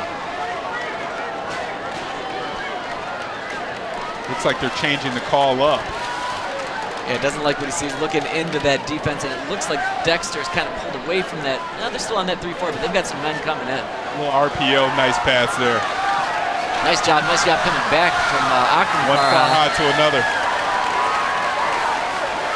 And another penalty, that's going to probably be on Connor Robeson getting a little too aggressive after the play, I think they're chirping down there too. It looks like a lot of chirping after that tackle. You see Farha look over to the bench, and the Dexter coaches were sprinting down to grab a couple of their players at the end of the play, because you definitely, these are close proximity schools. Looked like a little hold there on that block. But watch this tackle. Out of bounds, on the head. That's a club. Well, he went for the rip, but he got nothing but helmet. There was nowhere near the football. And there's the penalty right there from 66 coming in and giving a little extra push. And Martez Wilson, yeah, you want to protect your man, but you got to be smart. In that instance, you can't be going out there and doing that right in front of the official, too. Yeah, you've got to keep your head out there. 42-0. Dexter's absolutely feeling themselves right now. Everybody out there for the Dreadnoughts is having a good time. There's hardly anything going wrong for them here in this entire first half. And the Pioneers, they're trying to build something. They're frustrated. Well, and this is, okay, we should play some music here, because I'm about to give the officials some credit. They're trying their best to diffuse all the chirpiness that's going on out there on the field by throwing some of these personal foul penalties. The next thing they need to do, though, is bring the captains together and say, hey, guys, I need you to talk to your team. I need you to talk to your team. We're not putting up with this. You need to stop it. Well, at what point are you talking to the coaches, too? Exactly. Because, again, scoreboard, we're at 42-0. And, I told you going into this game a number, 69. And 69 is the number of the points that Pioneers given up. They've never given up more than that. Doesn't look good tonight. And so the chippiness will gain and start to, stretch out up into maybe, hopefully, you don't want to see that going on. But what you do want to see is more Game of the Week. And man, if you want to see more Game of the Week, you are in the right spot, my friends, because we've got something at least once a week. We're pulling in some Mondays for some field hockey. Well, we got some flex coming up. I think we might do that Dexter Huron game. Because those two teams might be two of the best teams in the SEC Red. I think that you're going to see really strong fundamentals and big plays from either of those. We saw big plays from Huron last week. Obviously, seen big plays here. So that could be a big punch-counter-punch game. And after all that discussion, after you actually giving the officials some due, offsetting penalties, that ball did not move 1 inch either way. And I really didn't see a lot of communication going on with the sidelines either. So to your point, Nick, I think that is needed. And there, this Farhad bounces to the outside, gets around that corner, probably picks up 5-6 yards. And you're already starting to see a lot of the Dexter players with the helmets off. That's a telltale sign that we're done. So we look down by the tent, and you see down by the tent about 4 or 5 guys with their helmet off. They're watching the game from the sideline. Remember those Little League games where if you were blowing somebody out, you had to take about 5 players out and send them to the sideline? That's kind of what's going on with Dexter now. Over by their own tent, they have about 4 or 5 guys and helmets off, and they're chilling and taking a look about what's going on out there. Well, they've already got a sophomore starting at quarterback. What are you going to do to take him out? You got a 7th grader out there? Well, we've already seen a freshman receiver. So hold your breath. And it's coming off an incomplete pass there, high. Looking at 3rd and 5, and they still continue to be in that spot where there's Farhad taking a look. It still just doesn't seem like he's got his feet where they need to be. He's not that QB. I mean, he's filling in for the QB. And so those are some of those passes that you can make. But then when you add in the mixture of the lights and the speed of that Dexter defense, everything's going a little bit faster for Farhad. Farhad under snap gets that one out into the middle. Nice job, nice reception there. Just turns, plants, hit him right in the chest, hit him right in the numbers where you want. And maybe those are the little things that build up.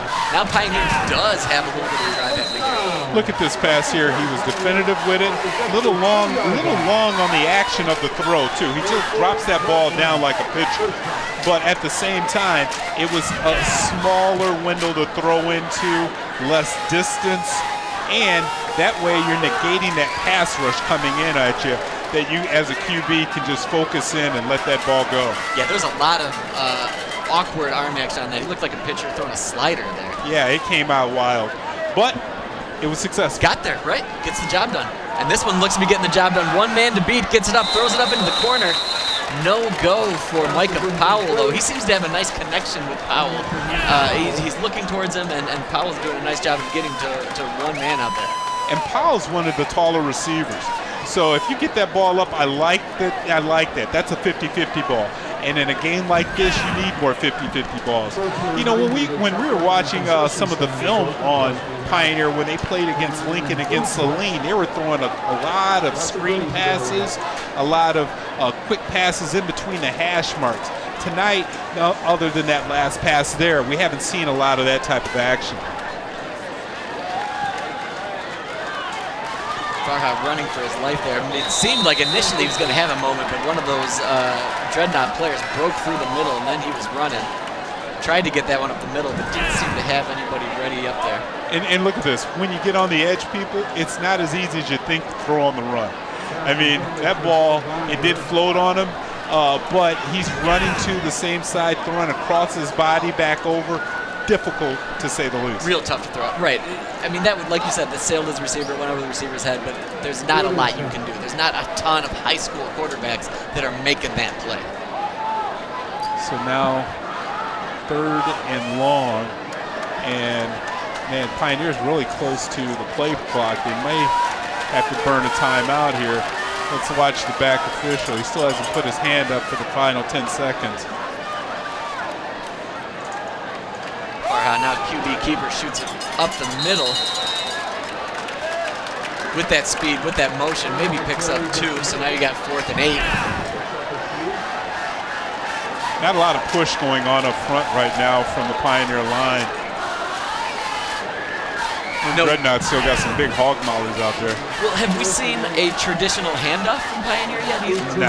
We haven't seen a running, like a running back. I've got my air quotes out. We say that, but after there was an early kickoff return where Craig got popped. And Craig was running the ball, the primary runner. He hasn't been back in since then. You're right. You might be right.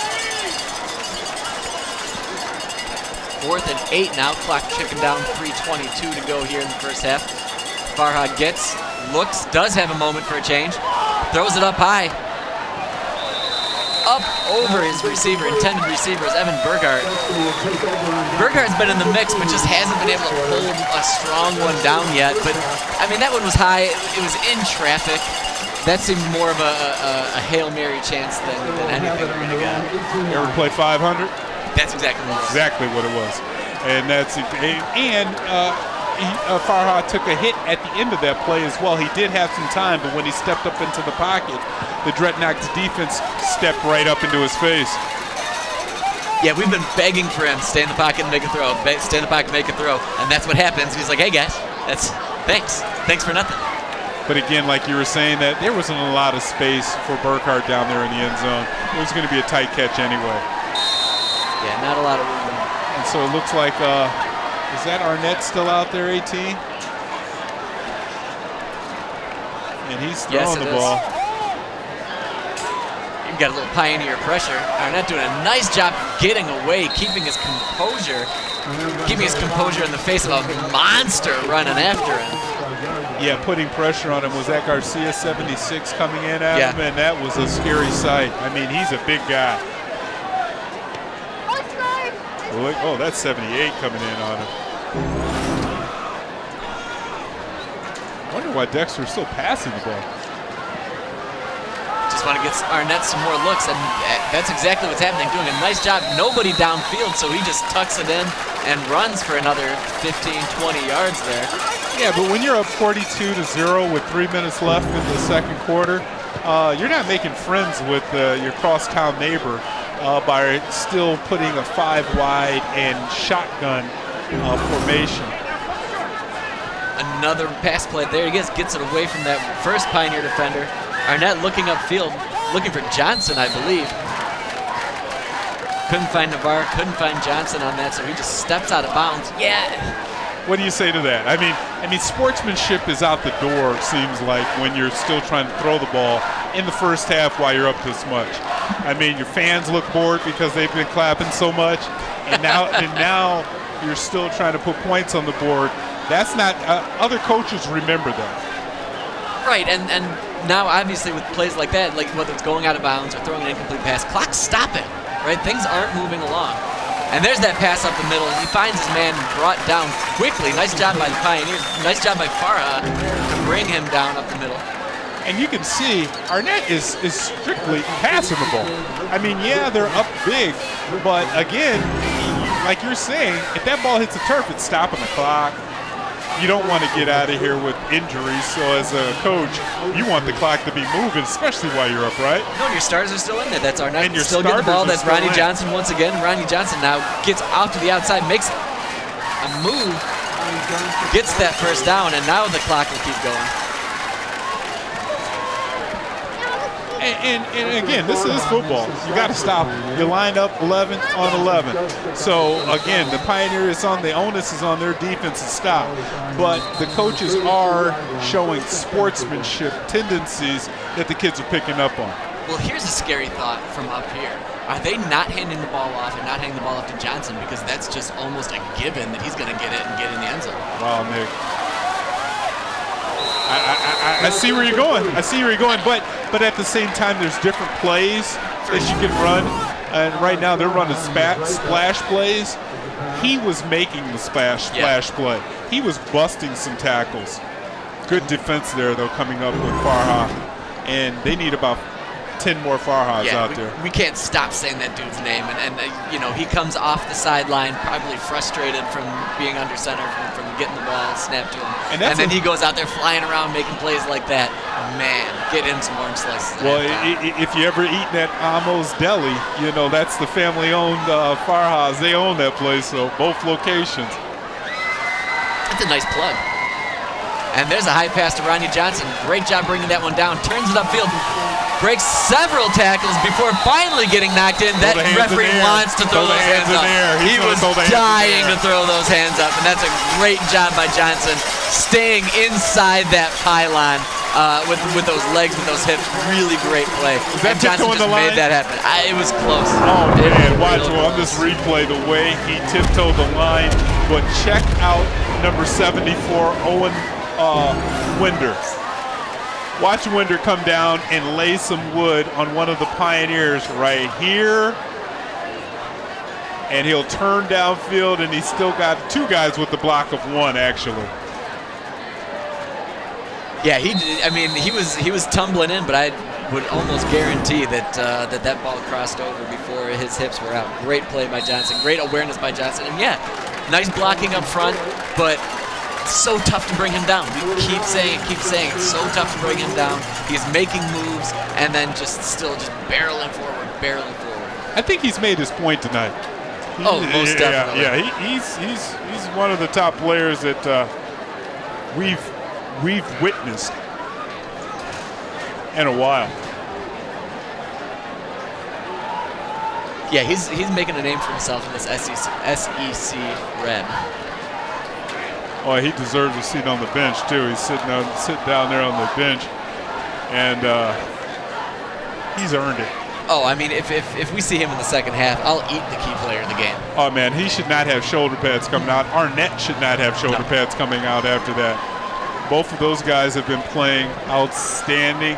But again, I don't want to dismiss what the linemen have been doing as well. We don't get a chance to call their names, but I tell you, they've been holding their own up front to give the skilled players the time to do what they do. Well, everything starts and ends up front, right? Those big, like you say, the hog mollies, whether it's offensive line or defensive line. You know, those are the kids that are out there just getting dirty, that are pig pens, game in and game out, pushing people around. Like you said, they don't get their names called as much, but they are starting things off really, really so with Dexter here. Elka County once again with the kick return, and then maybe a little something towards the end of the play. Pulled away though, as they should. Still 1:50 to go here in this second quarter. Perfect football Thursday. Oh, this is a night to play. I'm glad that we haven't seen any type of cramps, because you sometimes you get these nights like this in the fall where some of the guys didn't get enough orange slices or water before the game and they're cramping up. Well, I think that we've finally gotten away from that crazy Michigan heat wave at the end, too. I mean, it's so tough for these teams to practice properly when it's 90 degrees, 89 degrees all week long. And then they come out here in this, and it's 70 and 68, right? So yeah, it's just different. I think hopefully we're away from all that jazz. No more pool days in Michigan here for this season. Yeah, this is the time of the year. I love fall golf. You can get all the colors while you're out playing, but you can get 3 or 4 different really almost weather patterns in one day. Oh, yeah. Farha sends that one over to Al-Kakani. Al-Kakani, he's pretty quick. I like that play, too. Yep. I like that play because, again, you're going to still have most of the eyeballs that are going to be on Farha.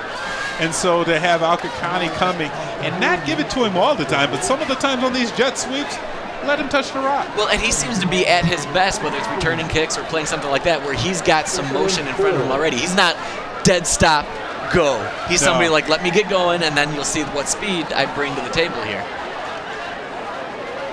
And those are some of the plays that you can gain confidence on. Farha now 3 wide left, but looks to his right. Micah Powell comes to it, gets that catch. And I really do feel like Farha and Powell have a nice rapport with each other. It sure seems like they're looking for each other. I think Powell understands what Farha is capable of. He understands his throwing motion a little bit, and I think they've got a nice connection so far. And that's something that, now that maybe they've figured that out, maybe that's something they can build on. And it does look like now the Pioneers are taking more direction or plays from the sideline than they were earlier. It seems like they're slowing the game down for themselves and using this as more of a live scrimmage than a game, because the game's out of pocket right now. Well, playing it fast isn't doing themselves any favors. None. So just taking these nice small steps. Farha bounces off one tackler before he comes back to the left, but just eaten up by that Dexter defensive line. That takes us past the 1 minute mark here in the second quarter. Clock continues to roll down, 48 seconds now.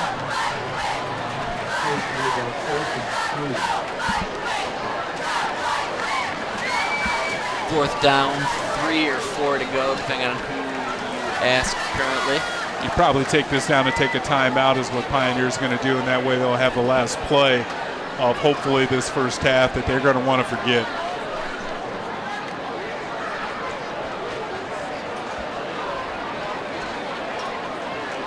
See Coach Griggs in his ear there. Coach has got to think about what his halftime speech is going to be. I think they might just let this one run out. Right, you are. Both teams are going to head into their locker rooms for halftime. The Dreadnoughts feeling really good about themselves. The Pioneers got some things to discuss. You go and discuss some things, but stick around. We'll have second half action of CTN's Game of the Week coming right back. And now for the Pioneer Marching Band halftime show, here's Angel Lee. Congratulations to CTN on its 50th year anniversary. I'm Barbara Lucas, producer and host for the former CTN program Green Room. Starting in August 2010, Green Room informed Ann Arbor residents of national and local environmental issues, and through expert interviews, provided tips and resources for eco-friendly living. It was an honor to host and co-produce this show that served the Ann Arbor community for over a dozen years. I really appreciate CTN for providing Ann Arbor residents the opportunity to produce their own TV programs. I hope CTN will continue this wonderful service, and I'm looking forward to its 60th anniversary, or even its 100th anniversary. Thanks, CTN.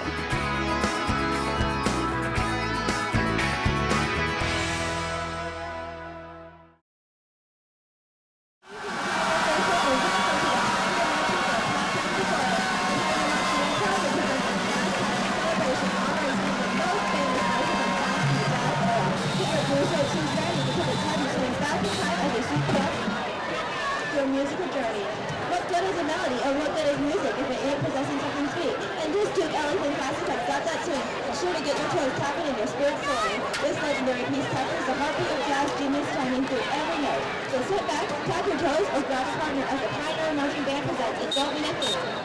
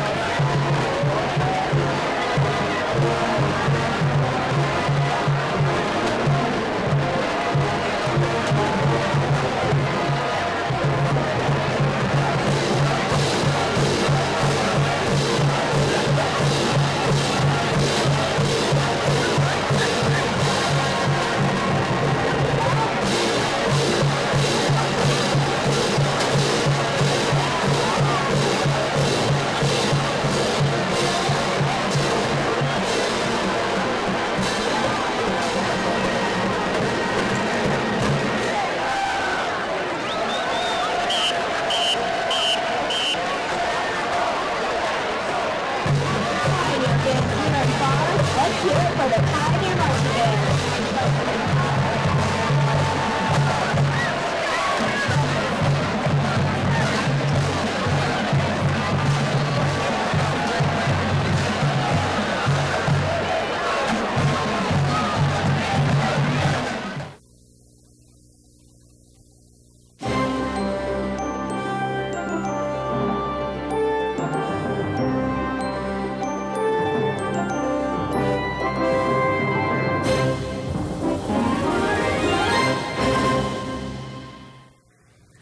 Good evening. Thanks for joining us. I'm Ann Arbor Mayor John Heftia, and I'm here with First Ward Council members Gene Robinson and Bob Johnson. And this is a program called Ward Talk, and it's an extrapolation. Part of the fabric of Ann Arbor is local politics. In 2002, CTN dove into the topic by inviting council members from each ward to answer viewers' questions live on TV. Hello, thank you for calling. Yes, good evening, Mayor Heftia. This is Doug McAlpin, cashier for Republic Parking. Good evening. I'm Rachel Tiedke, and I invite you to join us for Ward Talk. In the beginning, the mayor served as moderator, but this quickly was replaced by an impartial host. Over the years, the show has welcomed 3 hosts, with Bonnie Gabowitz at the helm since 2014. From our 5 wards each month. Joining us. One of the things that many of us are thinking about is what's going to happen to Lower Town. Versus what was then Gelman Sciences, but is now Paul Gelman. So this is going to involve doing some rezoning in the downtown. Residents are very concerned about cars speeding through their neighborhoods. People who've maybe never gone and looked at a blog before will Over 180 episodes, the show has greeted countless council members and 2 long-serving mayors, with no sign of slowing down. Several times, and last summer, as I said, I grew up here, and we have had skateboarders in this community from the very beginning. It's a new millage, but it replaces the one that exists. It's a heavily traveled area. Yes, and it'll be a 2-year program to actually do it. Some of them 300, 400, 500 new units. To work with Justice Indeed and to do this in their own neighborhood. Not quite. If that's an understatement, I don't know. A little bit. Yeah. And we're probably into the last few seconds, so we can let them take it away with the music. And thank you for if you watched us tonight. This is Rachel Tiedke saying thank you for viewing Ward Talk. This is Community Television Network of Ann Arbor, City TV Channel 19. Thanks for watching. For Ward Talk, I'm Bonnie Gabowitz. Until next month.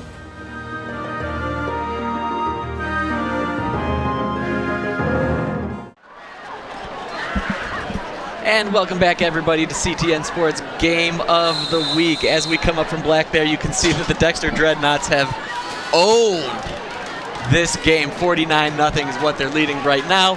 Pioneers getting this kickoff.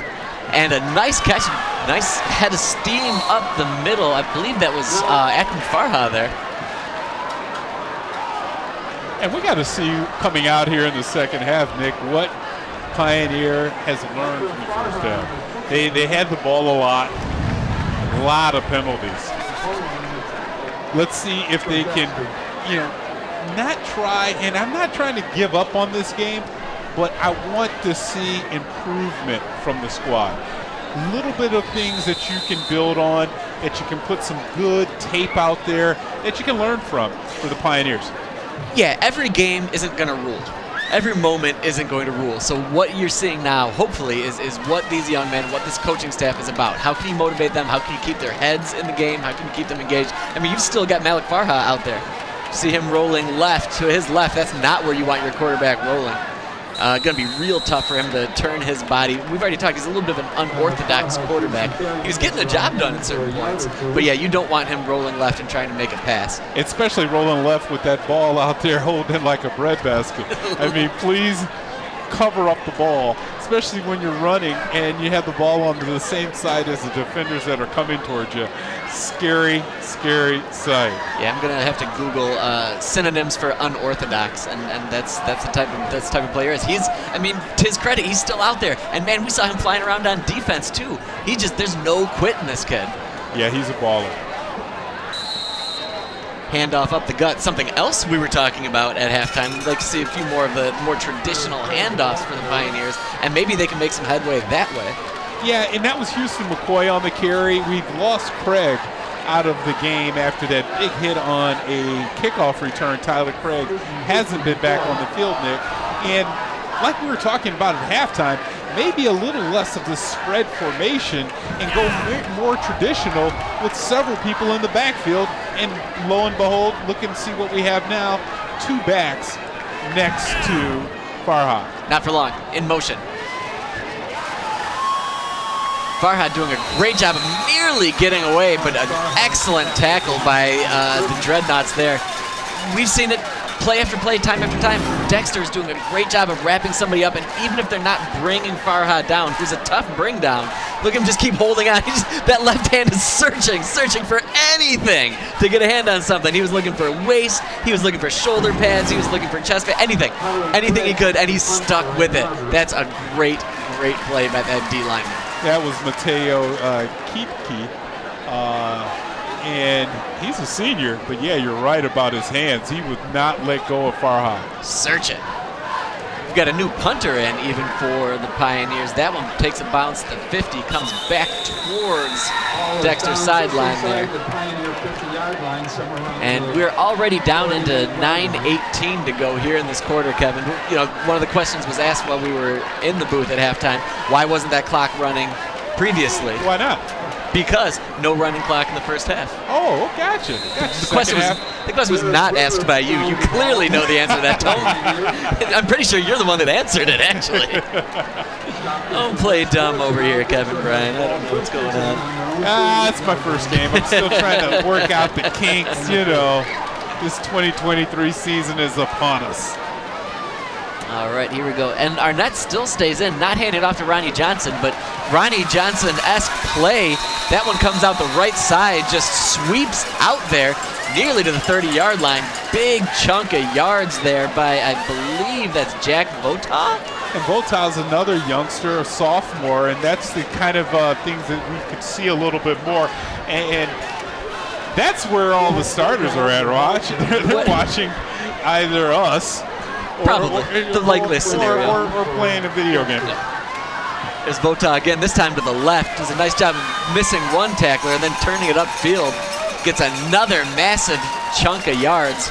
And this Dexter offensive line cannot be commended enough. They are just coming with it, pushing that D-line from Pioneer just all over the place and getting a lot of space for their running backs. And these are actually the backups, because we saw a lot of the starters on the sideline for Dexter. You still see a couple of the wideouts that are some of the starters, and of course Arnett, the quarterback, is one of the starters. Good tackle slashing in there, number 13. Jack Champagne. Hey, we need a little bit more of that. The champagne of tacklers comes in there and brings him down. I like that, mister. Yeah, he did slice in there. And that's what the Pioneers need more of. And again, like we were talking about, Nick, these are the film that the Pioneers can look. They can throw out that first half and start looking at some of the second half where they're coming up laying some wood. Yeah, exactly. And if you can get these guys jumping up and down, happy with each other, slapping each other on the helmets, and right there being excited about some big plays, that's going to carry over, because we're seeing a lot of carryover from offense to defense, the players, so why not keep that adrenaline going? 3rd and 10 now for Dexter, and this could be a big stop for the Pioneers, just a big feather in their cap right now, really. Arnett Ready gets that, hands it off to Vota. Vota follows his blockers. Wow, Beautiful job of following the blocker until the last moment when he didn't need it. Pioneers finally bring him down. That looked like a sled. That sled of an offensive line. Everybody in unison pushing downhill. Looks like Dexter's going to go for it. Yeah, 4th down, I believe 2 to go maybe. Arnett hands off to Vota one more time. Vota off tackle to the left. It's going to be close. I think a lot of it's going to depend on the spot here. Yeah. Or not. Chain Gang is moving fast. They didn't even barely waited for the spot. They were on their horses. And it looked like Vota was stopped initially, but spun out of that tackle and lunged for that first. Arnett to Vota one more time. Vota with a big chunk of yards. Gets in there. Just shy of the 1 yard line. They're going to continue this no huddle. no need to change up any plays, right? I mean, you've got 2 wide, you got 1 guy to your left. And it's the same play. All they're doing is this is a read, and the quarterback is handing it directly right off, and there's that RPO. He comes out of it. Look at Arnett, doesn't want to see that. See, those are the type of plays that'll want to get the quarterback out of the game, because when they start to play football, when you're out there, things happen. And a couple extra hits in a game like this is something that Coach Knox doesn't want to see on a starting QB. Yeah, Arnett completely sandwiched there. You're right, though. I mean, it started with the RPO. It seemingly, maybe he wanted to hand it off to Votov, maybe not. Pulls it away, gets his head up, looking around, and he just decided QB keeper for himself. And that's one of those coachable moments I bet on tape where the Dexter coaches will say next time, toss that ball away in the stands. For sure. For sure. We don't want you getting smashed up. Right.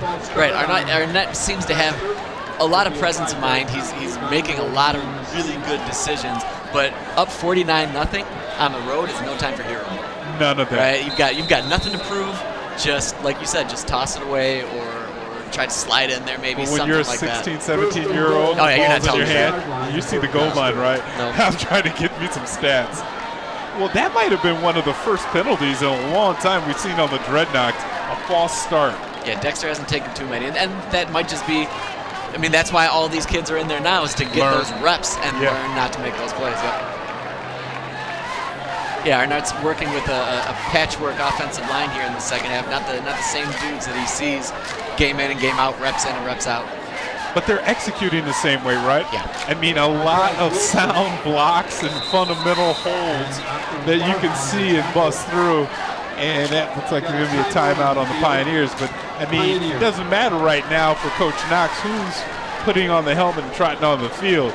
They're all doing the work. Yeah, whether it's him or if they've got an offensive line coach in particular, that's hats off to that person because they're doing their job well. And so this would be the only time during the running clock where you have a stoppage of the clock.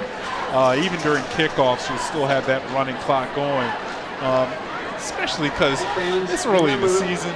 You don't need any of these players to get hurt. So in a game that's basically been decided, let's get some more reps in, but get out healthy. And you'll stay healthy watching some CTN sports out there. Looks like next week coming up will be some girls field hockey and then flex game. We don't know where we're going to be next Friday. That's director Rob Cross playing a little RPO on us. We don't know if we're going this direction. We don't know if we're driving this direction. Keep your options open. Right? I don't know which coach I got to call this weekend. It's just all out there. Got to call them all. You got to call them all. Emails baby. just as far as the eye can see, baby. We'll figure that one out as it gets closer. And stick around, tune in to our YouTube page, like, subscribe, get those notifications. Subscribe. We need more subscribers. Hit that button. Come on. Get notifications every time we put up a new video. 2nd and 3 now from Arnaud. Gets it, hands it off to Votov. Votov breaks off of those initial tacklers, spins away, and there was a signal at first. It looked like there might have been an illegal shift. The top linesman threw his flag immediately. And there we go, illegal procedure call. So Dexter's really racking up those penalties now, right? It's going to bring them back another 5. They're going to have a little ways to go if they want to punch this one in. Is there a possibility we might see a Dexter kicker out here? Yeah, a kicker or even looks like we got a quarterback warming up on the sideline, number 15. Mason McAllister. Another youngster. Get him in there. Yeah, another sophomore. Crazy. Arnett's earned some time off, though. I'm sorry about that. Yeah, for the time being, Arnett's still in there. Votov, the bell cow of this drive, finally rewarded with that end zone. That's a touchdown, Dexter. And that's nice to see some of the younger players on Dexter getting some PT as well as getting some positivity getting in that end zone. Well, and I'm glad they stuck with Votov that whole way because he was the one that really made them. He got them down into the end zone with these runs. So the fact they kept handing him the ball, they kept going with him even on the 8-yard line. That's good for him. That Pioneer defense is tired. You know, people are falling on the ground.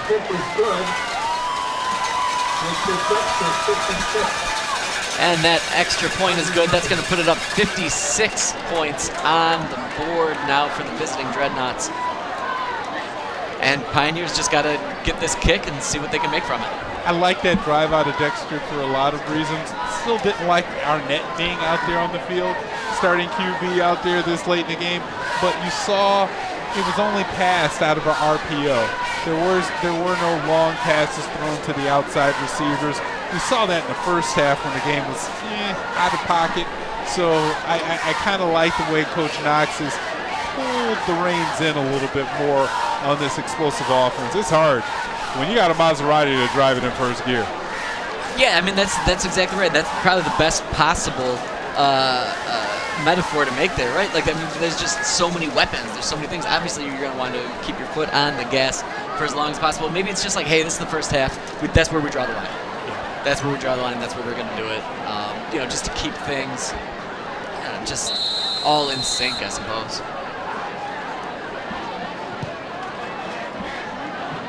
Another person might be tired, might be that Dexter kicker, because he's just been kicking off. Yeah. Let's see, we don't want to see any of that, and that's good. Farha might be one. Oh man, that is a late flag, and you saw the coach was over there really pulling the players away.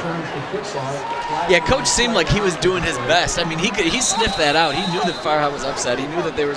You know, so the body language about him. He went to pull him away, and the fact that it still came out is frustrating. And, you know, we didn't see anything too physical there, but the like we said last week, away and not trying to engage. Yeah. When you're trying to engage, you throw the flag. At this point in the game, we pull the flag up. Let's see at the end of this play if there's any extracurricular going on as Farha gets outside, out of bounds. Yeah, he comes down. And there's a little something extra there by 33. That's a Dexter player rubbing his face into the Pioneer player, but look at what happens. One Farha is coming to help his brother out, right? And the next thing you know, the penalty goes against the Pioneer player, and it's always the second one that gets caught, right? That's exactly the two things that I was just going to say. One, we can't hear what they're saying. We don't know what's said up here, but yeah, that second one is almost always the one that's going to get it. And coach down on the sidelines knew that. He knew that. Yeah. So the Pioneers not doing themselves any favors here. They're going to start on their own 10-yard line. 2:05, only 2:05 to go here in this third quarter now. Farha tosses to the outside. Boy, McCoy did not have any room out there. Looks like he was trying to cut the ball back upfield. But the Dreadnoughts just came with waves and waves of defenders. Yeah, and the Pioneer offensive line they seem a little stagnant too. They seem whether they're tired or, they've been overmatched the whole game, frankly. Well, if we took a look at the sidelines and we took a look at the Pioneer sideline, we can count with our hands how many players are on the sideline over there. We need a calculator down here on the Dexter sideline. They're running in sophomores and freshmen, and they're still playing stout, sound, fundamental football. Yeah, right you are. There's a lot to say about less dudes. We talked about it last week at Skyline. They just have less players. Look at that's going on and stuff. Yeah, I mean, there's guys hiding. It's almost Where's Waldo. There's like 15 guys under that tent. There's probably guys like hiding out in that box. Somebody's running around with the key player of the game. And that's the program. You were talking about it when we started the telecast. You said this Dexter team has a program. Programs attract a couple extra players. They'll get some people that may not want to be on the team. And then you look at the Pioneer squad, year 2 for Coach Briggs. He's trying to get people out of the hallway to put on a uniform for his squad and to join the Farhas out here. Join some of the guys out here. It's a tough haul when you're trying to build that program other than having it. Exactly right. Mommy, I can't. Bubble screen pass there out to Ekram Farha. Tries to turn it into the middle, but can't make anything out of it. Clock ticking down. 10 seconds. Did you see another flag? Al-Kakani has got his hands up, and it looks like the back official was telling him, and it looks like that was Boyce number 3. having some words at the end of the play. End of the play and end of the quarter. We'll sort this one out between third and fourth quarters, but you stick around. We'll be right back, folks, with fourth quarter action, CTN's Game of the Week.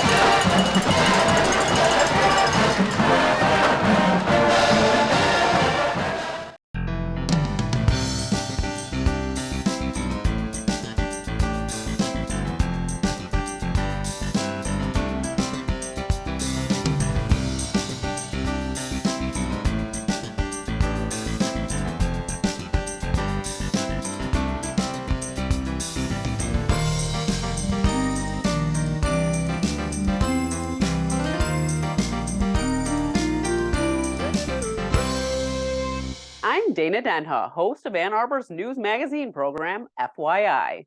Tune in every week for new episodes featuring a variety of topics on the city and county. And welcome back, everybody. As you can see, Dexter Dreadnoughts here on the hollowed Holloway Field, just putting it to the Pioneers. I mean, Dexter, they've just got so many good players, Kevin Bryant. Yeah, we came into this game and we said 69 and 51, two numbers to keep on your mind. And 51 is looking, well, it's in that wheelhouse right now. The margin of victory when these teams have played the last 4 times, it's just been not a close contest. Yeah, whether it's Dexter or Pioneer, yeah, it's just the inability to stick closer, where the programs are just on different footing right now.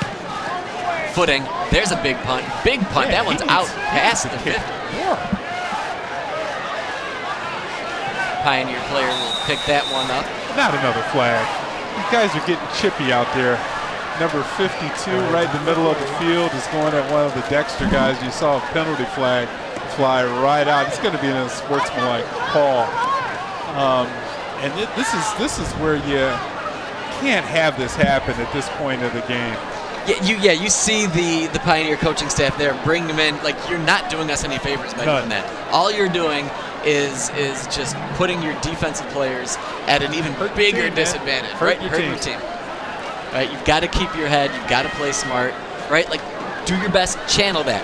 Make a big hit. Well, you can't be out there drawing penalties. Well, have character. Don't be a character. And that's exactly what, losing your control of your body, your actions, and your mouth is something that you can work on. You can control that 100% of the time. Have character, don't be a character. That is straight out of one of those motivational posters, like with the black. I need a picture your selfie smiling, and that on my wall, my cubicle at work. That's exactly what I need to have happen. I love it. And, just teasing like cliche, but I mean, it's true. It is. It's absolutely true. And that's the thing, man, that's something you, as a coach, you might want to tell your players the day you walk into the first practice, right? Like, and build upon that. You're not going to play football all of your life, but you're going to be a human all your life, right. So be a good one. Yep, right, you are. Hand off to another new back. That's Kyle Sislow, I believe. If I'm not mistaken, that's number 42 getting the handoff there. And that was the first handoff by Mason McAllister, the new quarterback for the Dreadnoughts. Probably try to keep it nice and simple for your backup sophomore quarterback. You've already got another sophomore quarterback. That's fine. This is your backup sophomore quarterback. And they're running plays. A lot of these guys that are out there, these are the guys that are scouting for the starters. So they have to learn a lot of plays of the other team. It's good for them to run some of their own plays. That one, he almost pulled it back, but no, he did pull that back. Yeah, I was fooled. I was in on the running back the whole way, just dialed in through there. And nonetheless, yeah, McAllister held it and kept going and got a nice chunk of yardage. Wow, look at this young quarterback really read what's going on. He pulled it away from him. Yeah, the running back was running with it. He's like, no, not so fast. Yeah, and I think that's what threw me. Like, it seemed like their arms got caught up. Yeah. But indeed, he just kept with it, just yanked it away. He must have seen something there, and that's a really good play by McAllister. Nice awareness, good eyes seeing what's upfield. More of the same now. Won't fool me on that one, young man, but still McAllister comes to the outside. Gets about to the line of scrimmage. boy, I mean, what a luxury to have if you're Coach Knox. 2 sophomore quarterbacks that, I mean. Yeah, you're going to have dueling quarterbacks for the next 3 years? That's incredible. That's an awesome problem to have. Yeah, and that's a luxury most high school coaches are never dealt with. I mean, that's something like, wow. Is at the concession stand. So we do have a first down on that one. 1st and 10. McAllister picked up that first down on the last series. That one got away from him, and in on the play is that Pioneer defender. Pioneer recovers the Not sure who that is. 81. Not on our list, but man, he was in there. He's not on the list on the roster. What?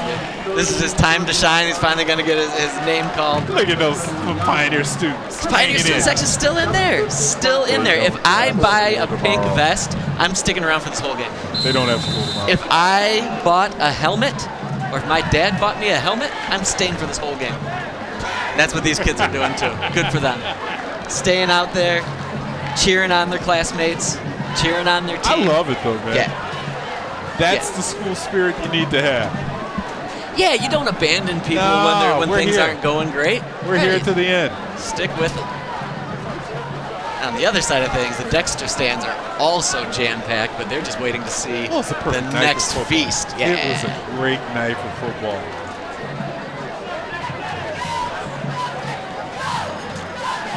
Farhas still in there.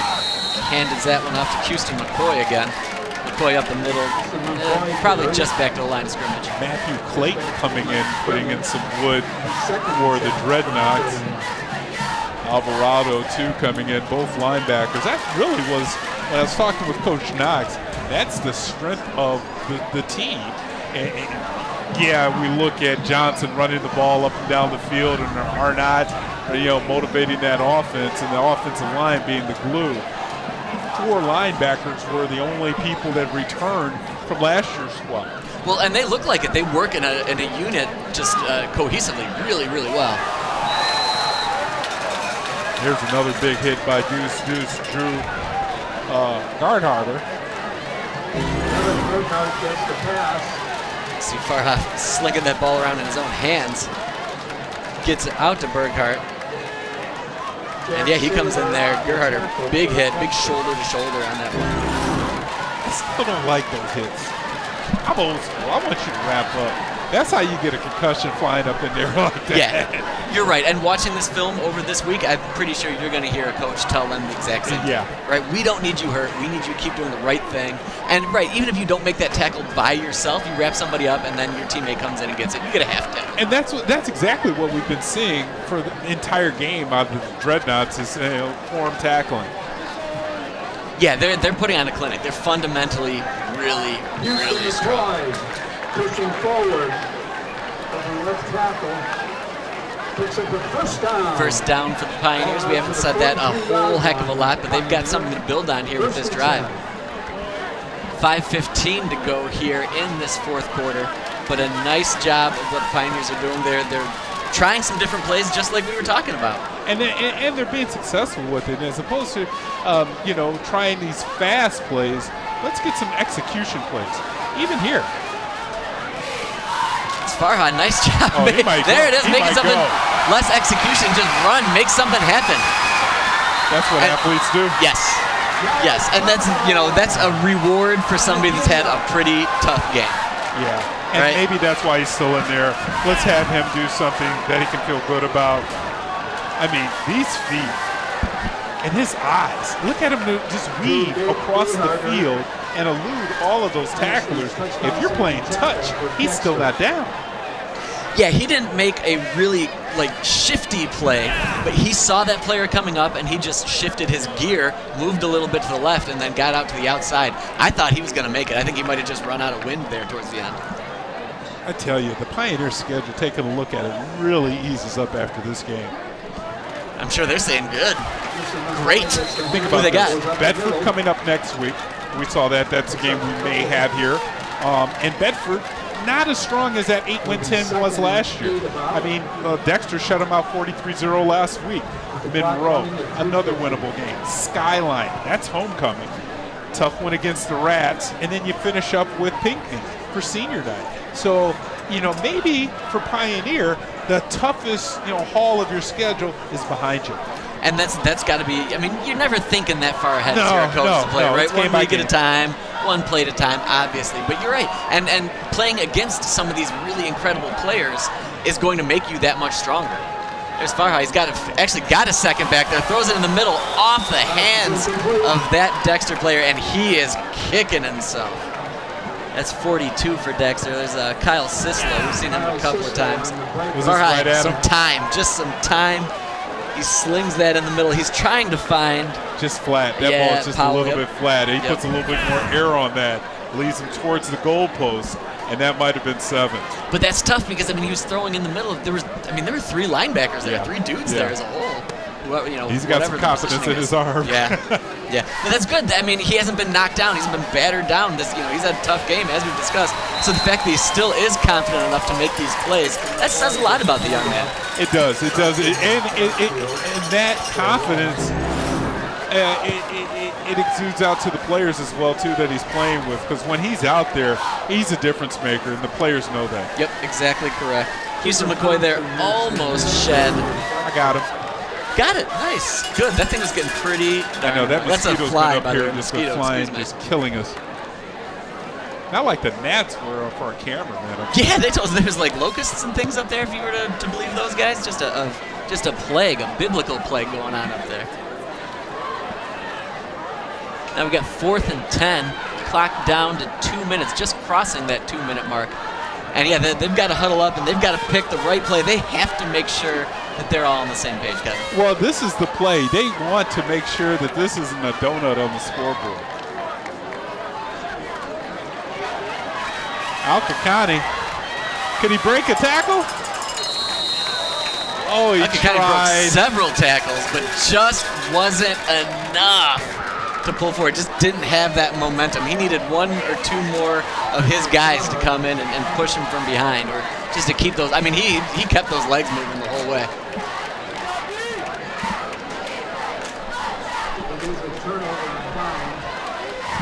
So that might have been the best chance for Pioneer to break this scoreless effort, as Dexter will come out with the clock running. Only 1 minute remaining.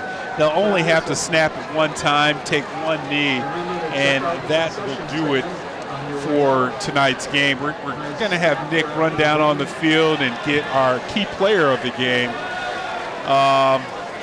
Any bets on who it's going to be? Agent Zero, maybe?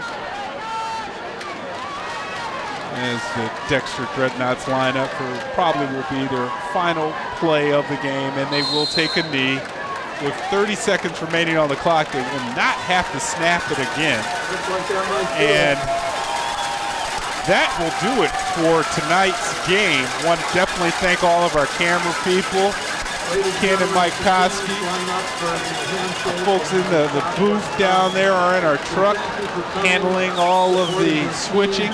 Before we go anywhere, we're going to take a quick break, and Nick will be gathering up our player of the game and sign us off for tonight's CTN Game of the Week.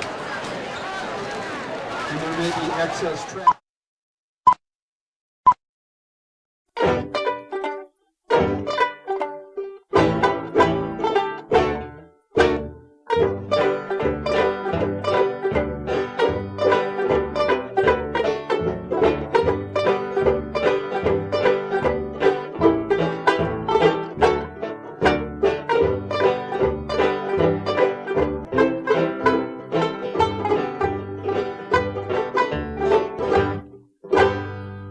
Thanks a lot, Kevin, down here on the field with number 0, Ronnie Johnson. First off, let's talk about your teammates, that offensive line that helped you just break out so much. Tell me about them. They did great, bro. They never gave up in the play.